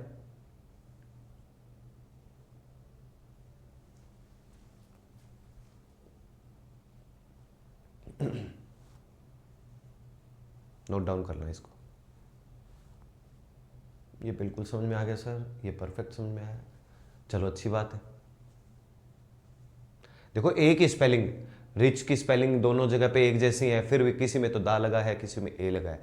पुअर की स्पेलिंग PWR दोनों तीनों सेंटेंस में एक समान लिखी हुई है, लेकिन किसी में दा लग रहा है, किसी में ए लग रहा है। कारण समझ में आ जाना चाहिए बस, कि कब ए कब दा, क्या हो क्या रहा है।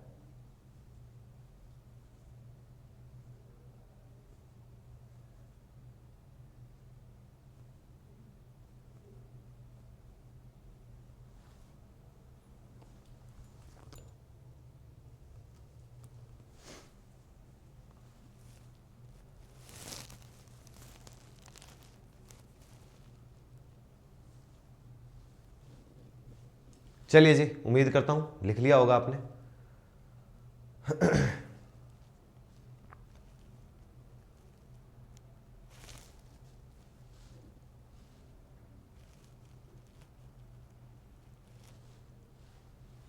तुरंत लिखो, बता दो मुझे कि लिख लिया।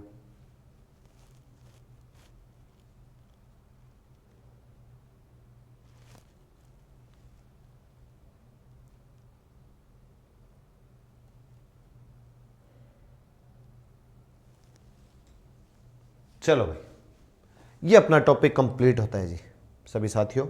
आर्टिकल का जिस स्तर पर हमने पढ़ने की कोशिश करी है कुछ चीज़ें मैंने आपको आउट ऑफ द लाइन में बहुत बेहतर सिखाने का प्रयास किया है, और आपकी मेहनत की जरूर रिक्वायरमेंट रहेगी, ज़रूरत रहेगी। आप अगर अपनी तरफ से मेहनत थोड़ा कर दो इसमें, है ना, वो कहते हैं ना, तो चार चांद लग सकते हैं।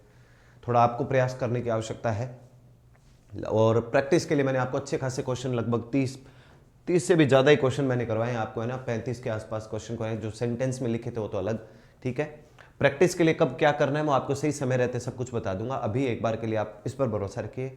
अगला जो टॉपिक अब अपने पढ़ने जा रहे हैं वो होगा जी डिटरमाइनर्स।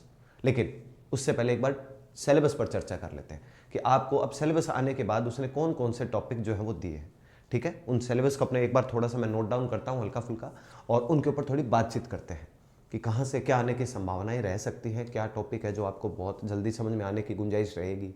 थोड़ा बहुत हम आइडिया लगाएंगे कि यार इस टॉपिक में तो शायद ही हमारा कोई क्वेश्चन जो है वो गलत होगा कि नहीं होगा, थोड़ी अपने इसके ऊपर बातचीत करते हैं। तो उम्मीद करता हूँ, ठीक है, ये टॉपिक आपने समझ लिया होगा। जो साथी नए जुड़े हैं या एक आध दिन में जुड़े हैं या आज जुड़े हैं, जो भी साथी रेगुलर लेक्चर देखिएगा जी। डिटरमाइनर आज अपने नया टॉपिक पढ़ने जा रहे हैं, उस पर थोड़ी बातचीत करेंगे। पहला दूसरा लेक्चर तो आप आज ही चाहे देख लेना, पहला दूसरा लेक्चर आप आज की ही तारीख में देख लीजिएगा, ठीक है। तो करते हैं बातचीत, और फॉर्मेट ये अपनों ने पढ़ दिया है। अब चलते हैं, सबसे पहले लिख देते हैं यहाँ पे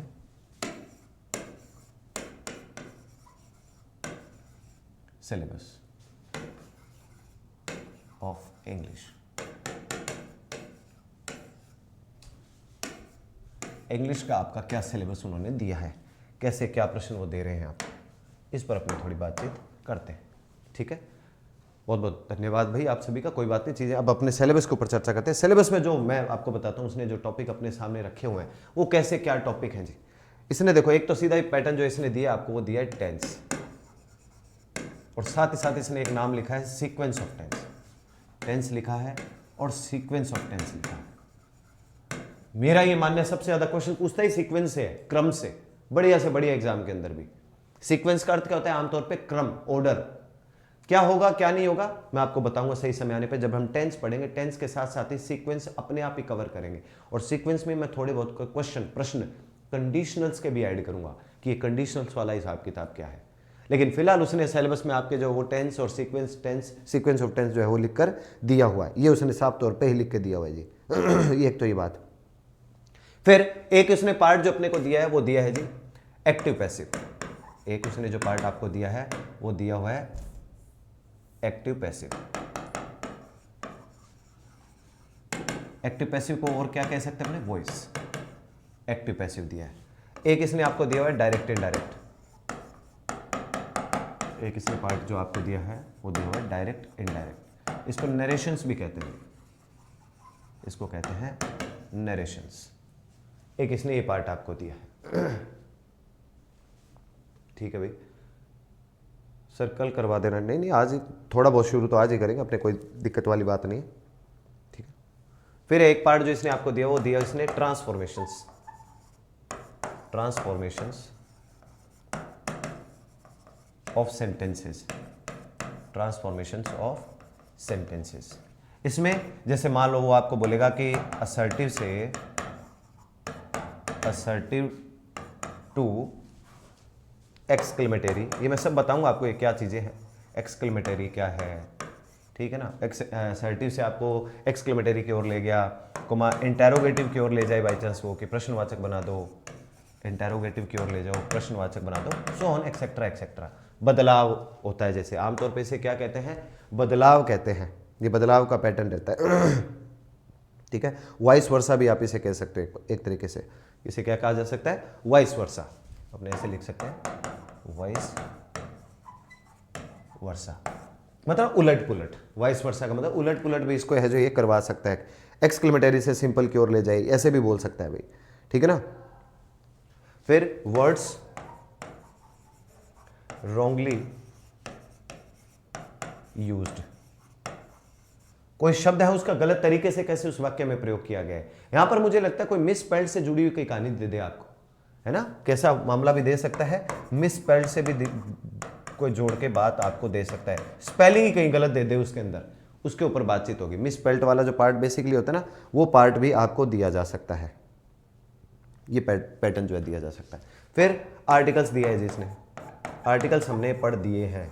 आर्टिकल्स दिया है और आर्टिकल्स हमने पढ़ लिया है। आर्टिकल्स दिया है, डिटरमिनर्स दिया है। आर्टिकल्स डिटरमाइनर्स दिए है इसने आपको। प्रेपोजिशन दिया है जिसने आपको सिलेबस में, प्रेपोजिशंस भी दिया है। पंक्चुएशन दिया है। पंक्चुएशन, ये पंक्चुएशन क्या होता है? कोमा, इन्वर्टेड कोमा वगैरह वगैरह लगाने का जो बेसिक तरीका रहता है ना, कि कोमा कहाँ, इन्वर्टेड कोमा कहाँ, इनको लगाने का जो पैटर्न है वो आपसे पूछ सकता है। ये फॉर्मेट आपको ध्यान में रख लेना है। इसको ध्यान में रखेंगे अपने। फिर एक पार्ट जो इसने आपको दिया है वो दिया है जी ट्रांसलेशन। ट्रांसलेशन, ट्रांसलेशन इसने दिया है सिंपल सेंटेंसेस। सिंपल सेंटेंसेस का ट्रांसलेशन ये आपको दे सकता है। सिंपल सेंटेंस का आपको क्या दे सकता है? कोई कॉमन सेंटेंस आपके सामने रख रखे होंगे, उनका ट्रांसलेशन, अनुवाद मतलब एक तरीके से। ठीक है ना। हिंदी टू इंग्लिश भी दे सकता है। तो ये कैसे फॉर्मेट होगा? हिंदी से इंग्लिश, हिंदी दिया होगा उसको आपने इंग्लिश में बनाना होगा। हिंदी से इंग्लिश हो सकता है, और साथ ही साथ वाइस वर्सा भी कह रहे हैं। वाइस वर्सा, वाइस वर्सा का मतलब अंग्रेजी में दे रखा होगा हिंदी में ले आएगा, अंग्रेजी में दे रखा और किस ओर ले आएगा? हिंदी में ले आएगा। Translation simple sentence, ordinary sentence इसने आपको नहीं वो दे देगा। ये ऑर्डिनरी टाइप के सेंटेंस हो गए, सामान्य सेंटेंस हो गए, मतलब आप इन्हें क्या कह सकते हो? कॉमन सेंटेंस कह सकते हो। इनको आप क्या कह सकते हो, कॉमन सेंटेंस होंगे बेसिक से, लेकिन उन कॉमन सेंटेंसेस को ये आपको बोलेगा कि या तो इसे हिंदी में अंग्रेजी में बदल दो या अंग्रेजी से हिंदी में बदल दो। ये पैटर्न जो है वो आपके सामने वो कहीं ना कहीं रख देगा। फिर ग्लोसरी ऑफ टेक्निकल टर्म्स दे देगा आपको, टेक्निकल टर्म्स, ठीक है ना। पारिभाषिक, हिंदी में लिख देता हूं इसको, पारिभाषिक शब्दावली, ये भी मैं आपको करवाऊंगा बेफिक्री की। पारिभाषिक शब्दावली के बारे में आपसे जो है वो बात करेगा, कौन से ऐसे पारिभाषिक शब्दावली हैं, हिंदी से अंग्रेजी में कहीं भी लेके आ सकता है आपको। ये बेसिक पैटर्न जो है इसने आपको दिए हैं, ठीक है ना, इनको आपने ध्यान में रख लेना। ग्लोसरी ऑफ टेक्निकल टर्म्स वगैरह दे देगा, मान लो वो आपको टेक्निकल टर्म्स वगैरह दे दी, ठीक है ना। पारिभाषिक शब्दावली इसने आपको दे दी, इन कुछ बेसिक बातों के बारे में उसने बात करी है। अब शुरू में चलते हैं वापस से, कहा क्या चीज है ऐसी।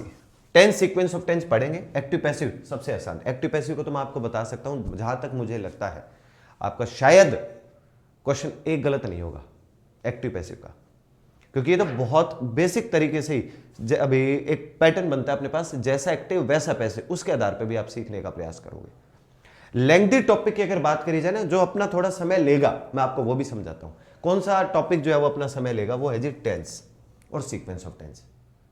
या तो अपना टाइम लिया था आर्टिकल्स ने, या अब अपना टाइम जो लेगा वो कौन सा लेगा, टेंस या फिर सीक्वेंस ऑफ टेंस, जो अपने एक साथ ही कवर करेंगे, क्योंकि इसमें कुछ कंडीशनल्स के पैटर्न भी मैं आपको बताने वाला हूं टेंस में और सीक्वेंस ऑफ टेंस में।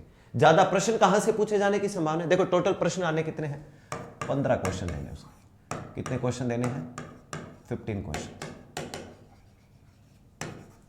15 प्रश्न आपको देने वाला है। देखिए बाकी तो पहली बार ये एग्जाम होगा, तो कुछ भी कहना जो है वो अतिशयोक्ति हो जाए कहीं, है ना, अननेसेसरी हो जाए, लेकिन फिर भी अपने अनुभव के आधार पर, क्योंकि आपको याद है जब तक आपका सिलेबस आया ही नहीं था, ऑथेंटिक ऐसे कोई सिलेबस आया नहीं था ना, तब भी मैंने सरसीज एग्जाम ने कम समय दिया, 2 घंटे, जो भी दिया अब अपने को टैकल तो करना होगा। तो हुआ क्या, मैंने आपको कुछ टॉपिक बताए थे, मैंने कहा जहां तक मेरा अनुभव कहता है कि ये टॉपिक शायद आपसे पूछ लेगा। आप देखिए उसमें टेंस नाम था, एक्टिव पैसिव था, डायरेक्ट इनडायरेक्ट था, ये नाम मैंने आपको उसमें लिख कर दिया था कि ये पूछेगा आपसे। मैंने उसके अंदर आपको मिसस्पेल्ड का जिक्र किया था, आर्टिकल्स और डिटरमिनर और प्रेपोजिशन, इन तीनों का जिक्र किया था। आर्टिकल्स भी बोले थे, डिटरमिनर्स भी बोले थे, प्रेपोजिशंस भी बोले थे, आप चेक कर सकते हो पिछले लेक्चर में। जो साथी अब लेक्चर देखेंगे ना, पहला दूसरा, उनको मिलेगी ये बात, लेकिन वो कहीं मत समझना कि ये कैसे बता रहा है, ये तो टॉपिक फला टॉपिक तो है नहीं है। दोस्तों वो तब की बात है जब हमारा सिलेबस नहीं आया था, अब सिलेबस जो आया वो तो ये रहा आपके सामने, ठीक है। फिर इसने डायरेक्ट इनडायरेक्ट, यहां भी जहां तक मुझे लगता है आप गलती नहीं करोगे, मैं आपको प्रैक्टिस से ही सिखा दूंगा ये चीजें, जहां तक मुझे लगता है मैं अपनी तरफ से प्रयास करूंगा, सीखने में आ जाएगी, समझ आ जाएगी। अच्छी बात क्या है, हम आर्टिकल्स और डिटरमिनर्स के क्वेश्चन पहले हम थ्योरेटिकल करेंगे। थ्योरेटिकल का मतलब मैं आपको एक्टिव दिया करूंगा और मैं बोला करूंगा पैसिव बनाओ, ऑप्शन भी नहीं दूंगा, ऑप्शन भी नहीं दूंगा, मैं तो केवल एक्टिव लिख दूंगा और मैं बोलूंगा बनाओ भाई पैसिव। मैं डायरेक्ट लिख दूंगा और आपको काम दिया करूंगा, मैंने इनडायरेक्ट बनाओ, मुझे कमेंट्स में बताओ कि इनडायरेक्ट क्या होगा इसका। शुरुआत तो ऐसे करूंगा, पेपर में तो ऑप्शन आएंगे, पेपर में तो ऑप्शन आएंगे, कोई एक एक्टिव दिया, 4 ऑप्शन दिए कि बेटे बना दे पैसिव, इनमें से ढूंढ ले कौन सा सही है, या बाई चांस पैसिव दे देगा, पैसिव दे देगा, 4 ऑप्शन देगा कि एक्टिव बता कौन सा होगा। पेपर में तो ये करेगा, हम क्या करने वाले हैं, इससे भी एक कदम आगे, मैं आपको एक्टिव दूंगा और बोलूंगा पैसिव बनाइए, ऑप्शन नहीं होगा, बनाओ, ये करने वाला हूं मैं। तो जब आप ये काम में पारंगत हो जाओ, पारंगत का मतलब ये नहीं कि एक्सपर्ट ही हो जाना चाहिए, जो कुछ है बस हम ही हो जाए ना, अगर आप बनाने में ठीक ठाक से स्तर पे पहुंच गए तो भाई जिस दिन ऑप्शन आपको दिए जाएंगे तो आपके लिए समय भी बचेगा और एक्यूरेसी भी बढ़ेगी, सटीकता भी आपकी बहुत बेहतर आएगी और समय बचेगा सो अलग। 2 घंटे दिए उसने, आप पहले ही कह रहे हो कि टाइम कम दिया उसने, तो टाइम हम बचाएंगे ना। एक्टिव पैसिव डायरेक्ट इनडायरेक्ट में टाइम कैसे बचाया जाता है, मैं दूंगा स्कीम आपको कि यहां प्रश्न सही भी हो और टाइम भी बच जाए। वो समय आप कहीं और लगाना, कोई गणित पे जो भी और विषय आपको देखो वहां थोड़ा प्रयोग कर लेना उसको, ठीक है ना। सर आर्टिकल टॉपिक समझ में आया, बट डर लग रहा है, क्या पता पेपर में कैसे क्वेश्चन है यार। इस डर का तो नीलम जी क्या इलाज है, ईश्वर का नाम लीजिए, उनको बोलिए कि मैंने अपनी तरफ से 100% किया है, बाकी पेपर में देखा जाएगा। और अभी पेपर दूर है, अभी दिल्ली दूर है, ठीक है ना, तब तक कोई और भी क्वेश्चन वगैरह अपने करेंगे, आने दो नंबर, ठीक है ना, इसलिए घबराइए मत, आप जो पढ़ रहे हो उस पर भरोसा रखिए। आपको लगना चाहिए कि जस्ट बस जो पढ़ दिया यार इसी में से आ जाएगा जो कुछ आना है, ये पहले भरोसा रखो तो सही, बाद की बात में देखेंगे। कुछ चीज़ अलग आएगी तो वो आपके लिए अलग थोड़ी आएगी। आप तो फिर भी इतनी मेहनत तो करो, बहुत सारे लोग हैं जो तो मुंह उठा के पेपर देने जाएंगे, बस आप उनमें से नहीं होने चाहिए कि फॉर्म वॉर्म भरा बस केवल और मुंह उठा के पेपर देने चले क्या दे आते हैं यार। और आजकल वो बात नहीं कि इस विषय से इतने प्रश्न आ रहे हैं तो छोड़ देते हैं, नहीं होते, एक एक नंबर मायने रखता है। ठीक है, तो ये बातें हुई। फिर एक्टिव पैसिव हो गया, डायरेक्ट इनडायरेक्ट, इसके बारे में बात अपने करने वाले हैं। अब जो समय लगने वाला है वो लगेगा अपना टेंस पे। टेंस पे थोड़ा अपने समय देंगे और मुझे कोई जल्दी नहीं है, टेंस को समय में दूंगा। जल्दी कौन से हो सकते हैं? अच्छा, ये एक्टिव की स्पेलिंग ई और आना था यहाँ पे, है ना? हाँ जी। फिर बात करते हैं अपने एक्टिव पैसिव हो गया और डायरेक्टेड, ये जल्दी हो जाएंगे। ये कैसे हो जाएंगे? जल्दी हो जाएंगे, इनमें ज्यादा समय नहीं लगेगा। और आप देखना जब आएगा इनका नंबर, जल्दी का मेरा मतलब ये नहीं कि एक ही दिन में हो जाएंगे, थोड़ा समय तो लगेगा ही, लेकिन फिर भी इनके वनिस्पत कम समय लगेगा, टेंस के वनिस्पत। ट्रांसफॉर्मेशन ऑफ सेंटेंस, ये भी जल्दी हो जाएगा भाई। असर्टिव से आप जो बदलोगे नेगेटिव में, एक्सक्लेमेटरी में, इंटैरोगेटिव में, या उलट पुलट भी हो सकता है, ये भी जल्दी हो जाएगा मामला। वर्ड्स रॉन्गली यूज्ड, मिसस्पेल्ड, ये मैं आपको सीधा कुछ वर्ड मीनिंग्स आपके सामने रखूंगा कि इनमें से कौन से की स्पेलिंग सही है, कौन से की गलत है। ये थोड़ा सा आपका मेहनत वाला काम होगा, आपको लिख लिख के भी याद करने पड़ेंगे कुछ स्पेलिंग्स जो मैं आपको कुछ खास बताऊंगा कि यार ये स्पेलिंग तो जरूर याद रखें ना। फिर आर्टिकल्स पढ़ी दी हमने, डिटरमाइनर्स अब शुरू करने वाले। डिटरमाइनर्स, ठीक है ना, क्या होते हैं? फ्यू, आ फ्यू, दा फ्यू, लिटिल, अ लिटिल, दा लिटिल, ये क्या है मामला, इस पर चर्चा करने वाले। प्रेपोजिशंस, ये भी जल्दी हो जाएगा जी। Preposition on, in, into, upon, ये क्या होते हैं? जल्दी हो जाने वाला मामला है। पंक्चुएशन, कोमा, इन्वर्टेड कोमा कहाँ लगती है? आमतौर पर बच्चे को जानकारी रहती है, थोड़ी बहुत हम जानकारी ले लेंगे। एक ऐसे नहीं दिया, ट्रांसलेशन, सिंपल सेंटेंस का अनुवाद है जी। अनुवाद का काम बेहतर होता है कि बच्चे को स्वयं को करना होता है, इसमें कोई दो राय नहीं है। जितना बेहतर आप अनुवाद करोगे, ठीक है ना, कितने दिन लगेंगे पूरा सिलेबस होने में, थोड़े तुक्का लगाते हैं, थोड़ी देर में रुको। ग्लोसरी ऑफ टेक्निकल टर्म्स, ये भी जल्दी करवाऊंगा मैं आपके सामने, कुछ टेक्निकल टर्म्स रखूंगा, याद करने वाला काम है, ये जल्दी हो जाएगा। तो अगर ग्लोसरी, अच्छा एक वो उसने आपको जो पार्ट दिया ना, correction, correction of sentences, correction of sentences, ये तो प्रश्न के पूछने का तरीका है, ये टॉपिक नहीं है कि करेक्शन ऑफ सेंटेंस क्या होता है, टॉपिक नहीं है ये। देखा जाए तो एक टेक्निक है प्रश्न के पूछने की। कोई सेंटेंस आपको देगा, आपको बोलेगा कि बताओ भाई सही है या गलत, तो वो तो हमने आपको याद है आर्टिकल्स में भी पढ़ रहे थे, राइट और रॉन्ग, करेक्शन, कि इसमें कौन सा सेंटेंस सही है, कौन सा गलत है। कॉमन एरर के थ्रू भी थोड़ी बहुत चीजें सीख लेंगे ताकि कॉमन एरर का पैटर्न भी आपको जो हो समझ में आ जाए। करेक्शन ऑफ, है ना, सेंटेंसेस, या फिर आप कह सकते हो इसको एरर्स, क्या गलती हो सकती है, इसका पता लगा लेंगे ओवरऑल। है आई बात समझ में? तो अब बात करते हैं कि कितना क्या समय लग सकता है। देखा जाए ग्लोसरी ऑफ टेक्निकल टर्म्स जो हैं वो आपकी 1 या 2 क्लास में हो जाएगी, पर एक बार के लिए मोटे मोटे तौर पर 2 क्लास, 2 घंटे हो जाते हैं 2 क्लास। फिर यहां पर अपने आ जाते हैं ये ट्रांसलेशन, तो अपने हर वाक्य का ये टॉपिक हमारा ऐसा होगा नहीं ट्रांसलेशन का, लेकिन फिर भी हर सेंटेंस जो टॉपिक अपने पढ़ेंगे उसमें ट्रांसलेशन में साथ साथ करवाते रहा करूंगा। तो यहां से अगर सारा जोड़ा जाए तो 3 से 4 क्लास का हिसाब किताब तो इधर ही है केवल, ठीक है ना। सर अभी 1 घंटे ही पढ़ा दिया करो, 6 क्लासेस होती हैं टोटल, इस वजह से पीछे जाते हैं, कोई बात नहीं, करेंगे जैसे समय में कोई चेंज होगा आपको जरूर बता दिया जाएगा, ठीक है ना। पैसेज अभी तक तो देखो मनीष जी सिलेबस में आपके नहीं दिया है पैसेज, ना कोई कॉम्प्रिहेंशन पार्ट लिखा, ना पैसेज उसने नाम लिखा, तो ये नाम नहीं लिखा इसलिए मैं ये तो नहीं कह सकता कि पैसेज के क्वेश्चन आएंगे, अभी जिक्र ही नहीं किया उसने कहीं भी पैसेज का पूरे आपके सिलेबस के अंदर, ठीक है। 5 से 10 तारीख के वीडियोस नहीं मिल रहे, मिल जाएंगे आपको रिकॉर्डिंग में, एक बार थोड़ा और चेक करिए, मिल जाएंगे, घबराइए मत, सारे वहीं रहते हैं, ठीक है। तो 3 या 4 लेक्चर, 3 या 4 लेक्चर इधर लगेंगे, तो 3 या 4 मान लेते हैं। और उसके बाद 10 सीक्वेंस ऑफ डे, इसमें टाइम लगेगा भाई, इसमें कम से कम आपको 10 घंटे, कम से कम 10 घंटे बता रहा हूँ, ठीक है ना। 10 और उधर के मान लो 5 कर दिए, 10 और 5 15, फिर इधर 4 15 और 4 19, 19 और 4 23, ठीक है ना।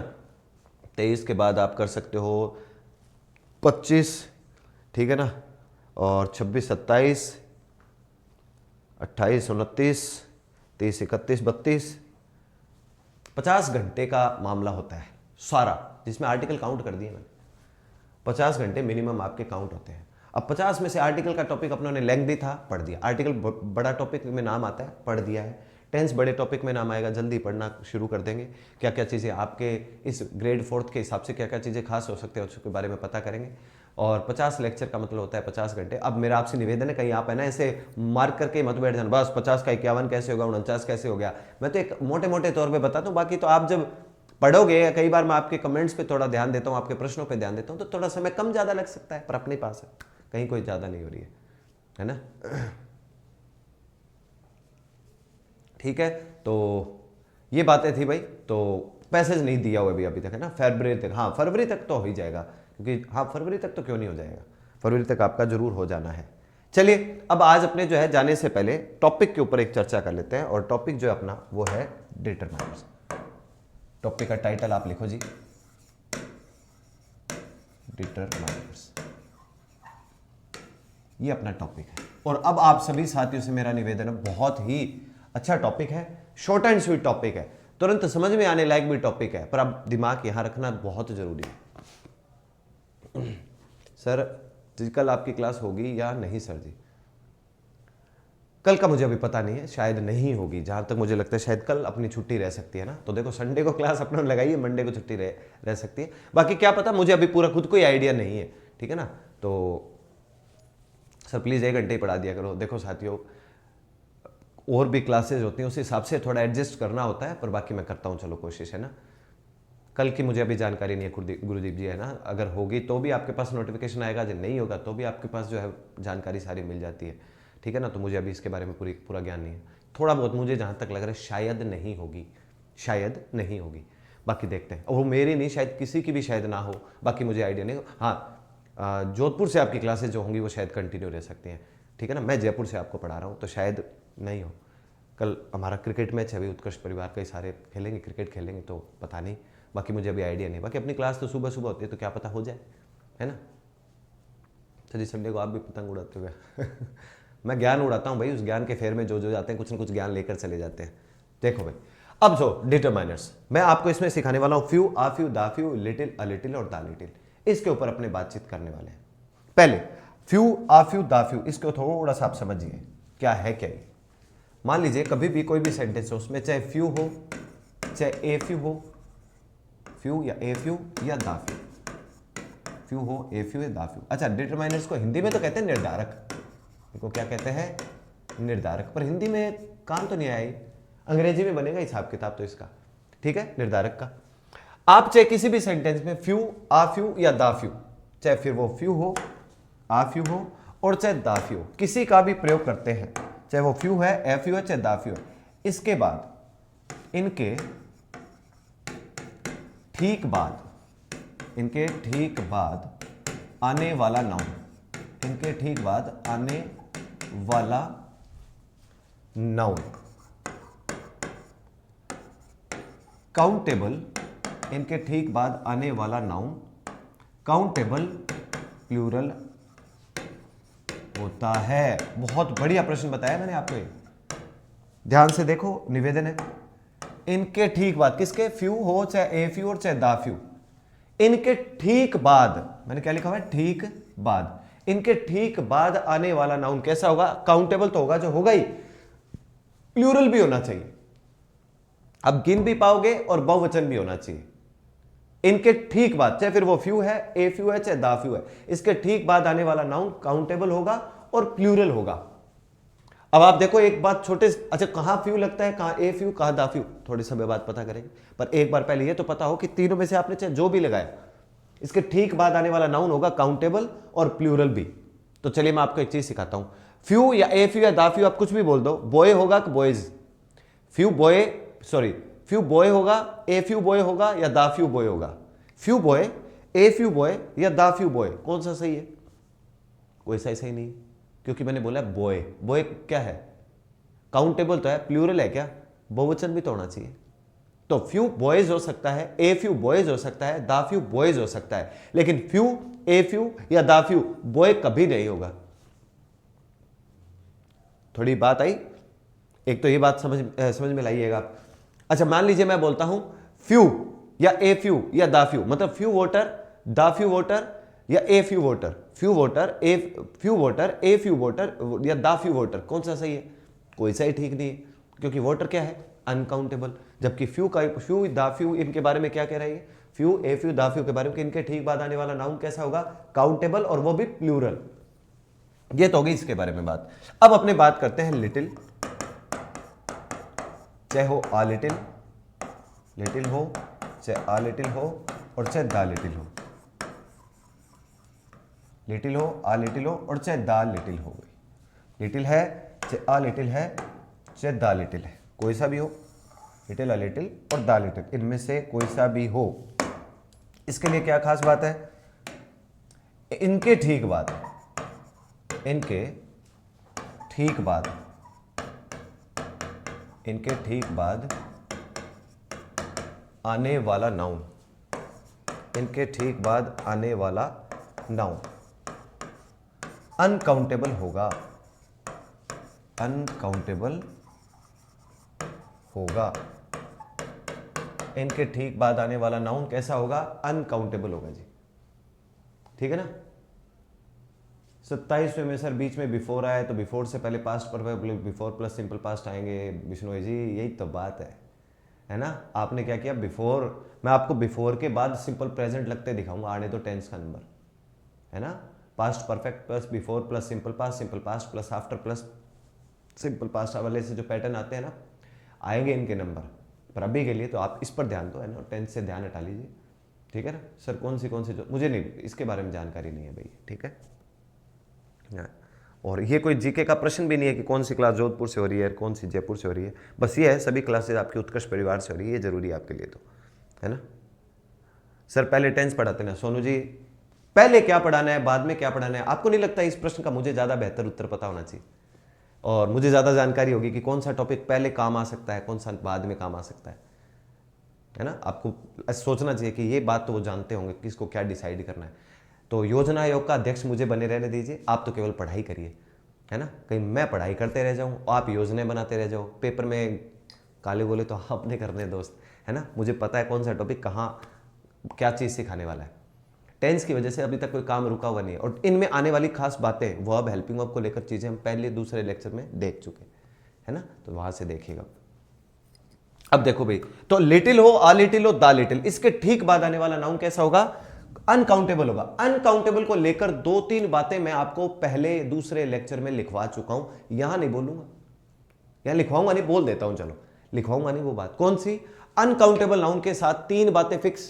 पहली, अनकाउंटेबल नाउन के बाद वर्ब कैसी आती है जी, सिंगुलर। तो कोई मित्र मुझे कहते कि साहब यहां तो लिख दिया था आपने काउंटेबल प्लूरल होता है, इसके ठीक बाद आने वाला नाउन कैसा होगा, काउंटेबल प्लूरल। तो देखो भाई, जब नाउन काउंटेबल प्लूरल है तो वर्ब भी तो प्लूरल ही आएगी ना, वर्ब भी तो कैसी आएगी, प्लूरल। अब कोई कहते कि साहब लिटिल, लिटिल, दा लिटिल, आपने तो लिख के छोड़ दिया काउंटेबल, नहीं सॉरी अनकाउंटेबल होगा, तो फिर ये भी तो बताओ वर्ब कैसी आएगी मेरे मित्र। अनकाउंटेबल नाउन है तो वर्ब तो कैसी आनी, सिंगुलर, शुरू में लिख चुके। तो अगर कभी कोई नाउन हो अनकाउंटेबल तो उसके बाद एक तो वर्ब तो आती है सिंगुलर। अनकाउंटेबल नाउन के साथ एस या ईएस का प्रयोग करते नहीं है। अनकाउंटेबल नाउन के साथ आमतौर पर आर्टिकल ए या फिर एन का भी प्रयोग करते नहीं है। सामान्य तौर पर फ्रेज वगैरह लिखी है मैंने आपको आर्टिकल्स में पढ़ाई है, वहां लग रहा था, वो बात अलग थी, फ्रेजेस वगैरह में लगा हुआ था, वो एक अलग मामला है भाई, ठीक है ना।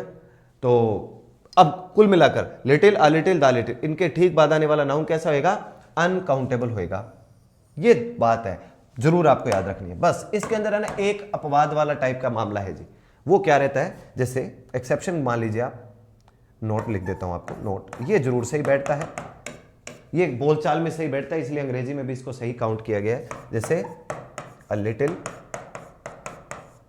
Baby, a little child, etcetera etcetera, a little boy, a little baby, a little girl, ये सही होता है। देखा जाए तो बेबी, चाइल्ड, बॉय, गर्ल, इनको गिन सकते हैं, अपने काउंट कर सकते हैं, लेकिन फिर भी केवल ये एक हिसाब किताब है जो थोड़ा सा आपको ध्यान रखना है। ये बेसिकली क्या माना जाता है, सही माना जाता है, बाकी कुछ नहीं, बाकी जो आपने लिखा है वही वही रहेगा, ठीक है ना। ये फॉर्मेट बन जाएगा, नोट डाउन करना भी। तो फिर से एक बार सारा मैं आपको बोल देता हूं, फ्यू, आ फ्यू, दा फ्यू, फ्यू हो चाहे आ फ्यू चाहे दा फ्यू, तीनों में से किसी का भी प्रयोग करिए, लेकिन ये चेक कर लीजिएगा इनके ठीक बाद आने वाला नाउन क्या होगा, काउंटेबल और प्लूरल, मतलब गिन भी सकोगे और बहुवचन भी होना चाहिए। तो जब आपका नाउन काउंटेबल प्लूरल है तो उसके बाद कभी वर्ब लगानी पड़ जाए तो वर्ब कैसी आएगी, प्लूरल आएगी, एक बात। फिर बात आती है little, a little, the little की। लिटिल लगाओ, अ लिटिल लगाओ, द लिटिल लगाओ, चाहे जो भी लगा रहे हो, बस ये चेक करिएगा कि उसके ठीक बाद आने वाला नाउन कैसा होगा, अनकाउंटेबल होगा, जिसे आप गिन नहीं सकते। अनकाउंटेबल के लिए 2-3 बातें फिक्स है, मैंने लिखवाई हुई है, ठीक है ना, वो फिर दोबारा बोलता हूं। अनकाउंटेबल नाउन के बाद कभी वर्ब लगानी पड़े, सिंगुलर वर्ब लगाइएगा। अनकाउंटेबल नाउन के साथ आमतौर पर आर्टिकल ए या एन का प्रयोग करते नहीं है। अनकाउंटेबल के साथ एस या ईएस का भी प्रयोग आमतौर पर करते नहीं है। कभी किसी अनकाउंटेबल नाउन के साथ एस या ईएस लिखा हुआ मिल जाए तो उसका तो मीनिंग ही चेंज हो जाता है। ये सारी बातें मैंने आपको लिखवाई हुई है अभी। सर जी लिटिल और फ्यू इनका हिंदी में अर्थ क्या होता है बता दो, हमें इससे हेल्प मिल, इससे ही बिना हेल्प दिलवाए आपका काम करूंगा, देखते जाओ आप रामनिवाजी। बात आपने ठीक लिखी है कि सर इनका हिंदी अर्थ क्या होता है, फ्यू, आ फ्यू, दा फ्यू। आमतौर पे जब हम स्कूल में पढ़े, कॉलेज में पढ़े, ठीक है ना, आमतौर पे पढ़ते हैं ना, तो लिखा जाता है बिल्कुल नहीं के लिए अपने फ्यू लिटिल का प्रयोग करते हैं, थोड़ा बहुत के लिए ए फ्यू आ लिटिल का प्रयोग करते हैं, ठीक है ना, थोड़ी उचित मात्रा होती है उसके लिए दा फ्यू दा लिटिल का प्रयोग करते हैं। पर मेरे मित्रों पेपर में हिंदी में लिखा हुआ नहीं आएगा। ग्लास में पानी है, कम है, ज्यादा है, क्या है, यही मैं आपको सिखाने वाला हूं। बिना हिंदी में लिखे हुए हम बता पाएंगे कि पानी, ग्लास में जो पानी है वो कम है, ज्यादा है, मतलब थोड़ा कम, थोड़ा ज्यादा, ये मैं आपको अंग्रेजी में ही सिखाने वाला हूं, निश्चित रहिए आप, आएगा नंबर इसका। थोड़ा कम थोड़ा ज्यादा के चक्कर में पढ़ेंगे ना तो वो बात, वो वाक्य लिखा हुआ है ना, उसमें हम तो अपना अनुमान लगे क्या थोड़ा बहुत तो होना ही चाहिए, लेकिन पता चला कि इसमें तो कुछ भी नहीं था। ये कैसे पता लगता है, ये मैं आपको सिखाने वाला हूं, थोड़ा भरोसा रखिए, आने दो नंबर इसका, ठीक है ना। सर प्रयोग करके बताओ, अभी तो सोनू जी रुको तो सोई मेरे दोस्त, है ना। सोनू जी आप जल्दबाजी बड़े दिखा रहे हो यार चिंता मत करो मेरे भाई, अभी तो केवल एक दो बातें लिख रहे हैं, प्रयोग ऐसे एकदम से प्रयोग में नहीं लाएंगे चीज, पहले अपने पास कुछ कमांड तो होनी चाहिए कि प्रयोग में लाना क्या है ना। अभी तो इसके अंदर एक बात और लिख रही है कि कब तो फ्यू, कब ए फ्यू, कब दा फ्यू, कब लिटिल, कब आ लिटिल, कब दा लिटिल, अभी तो वो और लिखेंगे, फिर आएगा सेंटेंस का नंबर। तो अभी सेंटेंस तक तो पहुंचे ही नहीं, अब सेंटेंस पे पहुंचने वाले। ये आपने लिख लिया होगा। चलिए एक बात और लिखते हैं। अब आपने यहां क्या करते हैं, थोड़ा सा डिफरेंशिएट करते हैं कि फ्यू का कहां प्रयोग होगा। तो सबसे पहले मैं इधर लिखता हूं फ्यू, फ्यू का कहां प्रयोग होगा।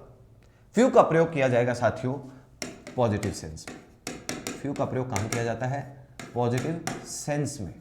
और सेंस का मतलब होता है, सेंटेंस नहीं लिखा है मैंने लिखा है सेंस अर्थात भाव। फ्यू का प्रयोग पॉजिटिव सेंस में। फिर नंबर आएगा ए फ्यू का, सॉरी ये मैंने ऊपर नीचे कर दिया। फ्यू का प्रयोग होता है नेगेटिव सेंस में।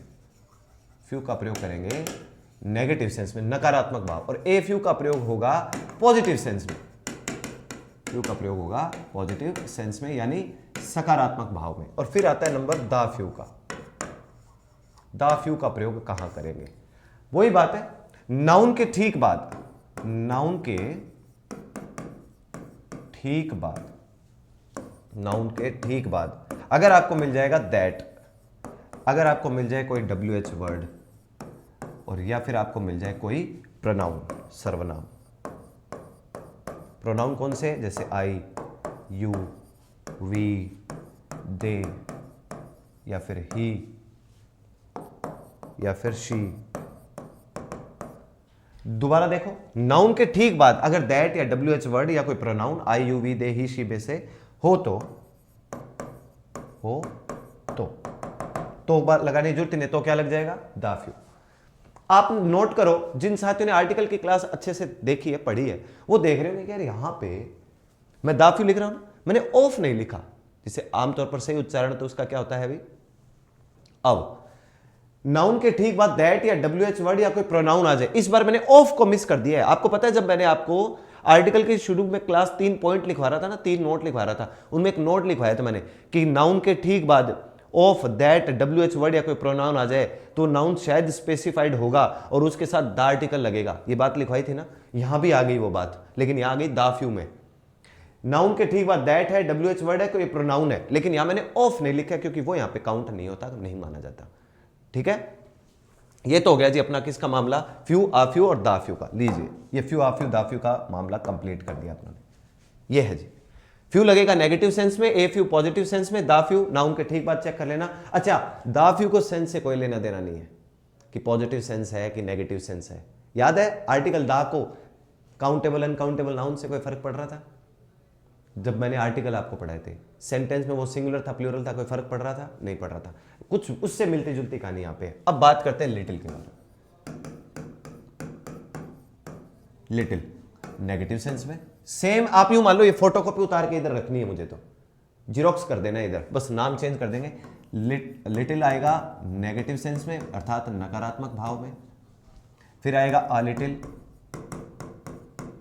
लिटिल आएगा पॉजिटिव सेंस में, पॉजिटिव सेंस में अर्थात सकारात्मक भाव में, और फिर आता है जी द लिटिल, ये कहाँ आएगा, वही नाउन के ठीक बाद, नाउन के ठीक बाद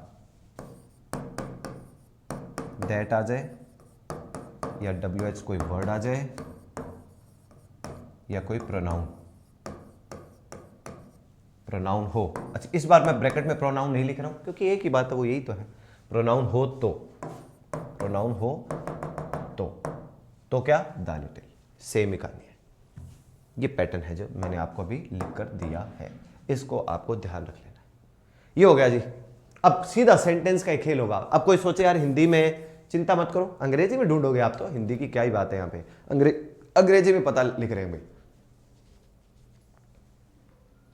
सर मैं तो सोच रहा था ऑफ लिखवाना भूल गए कुछ, नहीं, इसमें ऑफ है ही नहीं, भूला नहीं था वो, ठीक है ना।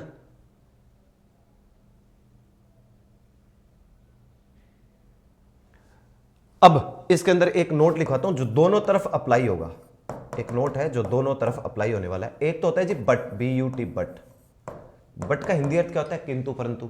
बट जो है वो आमतौर पर नकारात्मक भाव देता है, नेगेटिव सेंस, नकारात्मक भाव। और एक होता है जी एंड का हिंदी अर्थ क्या होता है, और। बट तो नकारात्मक और एंड देता है पॉजिटिव सेंस। ये दोनों ही बातें कब अप्लाई होंगी, सामान्य तौर पर, ऐसा नहीं कि फिक्स कोई नियम है, सामान्यतः। दोबारा बताता हूं सारा कुछ। फ्यू, आ फ्यू, दा फ्यू को मैंने अलग अलग किया है कि कहां फ्यू लगाएंगे, कहां आ फ्यू, कहां दा फ्यू। हां, काउंटेबल प्लूरल नाउन तो होगा ही होगा, लेकिन अगर आपने देखा कि काउंटेबल प्लूरल नाउन तो है, सेंटेंस में भाव कैसा है, नकारात्मक, फ्यू लगाएंगे। सकारात्मक भाव है, ए फ्यू लगाएंगे। नाउन के ठीक बाद दैट, WH वर्ड या कोई प्रोनाउन लिखा हुआ है, दा फ्यू लगाएंगे। काउंटेबल प्लूरल अगर हो तो बस यहां पर दा फ्यू को इससे फर्क नहीं पड़ता कि सकारात्मक भाव है कि नकारात्मक, दा फ्यू लग जाएगा। ठीक बात कोई दैट या कोई WH वर्ड या कोई प्रोनाउन मिल गया तो। फिर चलते हैं लिटिल, नकारात्मक भाव लिटिल, सकारात्मक भाव ए लिटिल, नाउन के ठीक बाद दैट या WH वर्ड या कोई प्रोनाउन हो तो द लिटिल। बस ये आता है अनकाउंटेबल के लिए और ये आता है काउंटेबल के लिए। इसके जो काउंटेबल नाउन होंगे वो बहुवचन होंगे, अनकाउंटेबल नाउन होता ही सिंगुलर है, हमने बहुत पहले ही लिखा हुआ है। फिर मैंने ये नोट लिखवाया कि बट और एंड का कैसे प्रयोग हो सकता है। बट का प्रयोग सामान्य किसी से, और ये पता मैंने क्यों लिखवाई है, ये इसलिए लिखवाया ताकि आपको थोड़ा सेंस समझने में मदद मिले। कई बार आमतौर पर होता है, ऐसा नहीं हर जगह, काफी जगह पे बट का कभी प्रयोग किया होता है तो ये आपको नकारात्मक भाव की ओर लेकर जाता है, और एंड का प्रयोग किया होता है तो ये आपको सकारात्मक भाव की ओर लेकर जाता है सामान्य तौर पर। अच्छा, कि साहब फिर बट और एंड इधर फ्यू वाली साइड में लगेंगे या लिटिल वाली साइड में, दोनों में एप्लीकेबल है, दोनों में लागू हो सकते हैं कहीं भी, इसीलिए मैंने देखो मिड में लिखा है, ये हो जाएगा। सर एडिट में तो ये ही होते हैं क्या, लिटिल और नहीं, आगे और भी है, थोड़े बहुत और है भाई, अभी इतने ही नहीं है मोहित जी, आगे कई नंबरों पर। पहले अपने इनको कवर कर लेते हैं, पहले ये जरूरी है, पहले इनके बारे में तो बात हो, फिर देखते हैं और क्या है क्या नहीं है, कैसा क्या मामला बैठेगा नहीं बैठेगा वो बाद में पता करते हैं। पहले अब आप इसको तुरंत नोट डाउन करिए।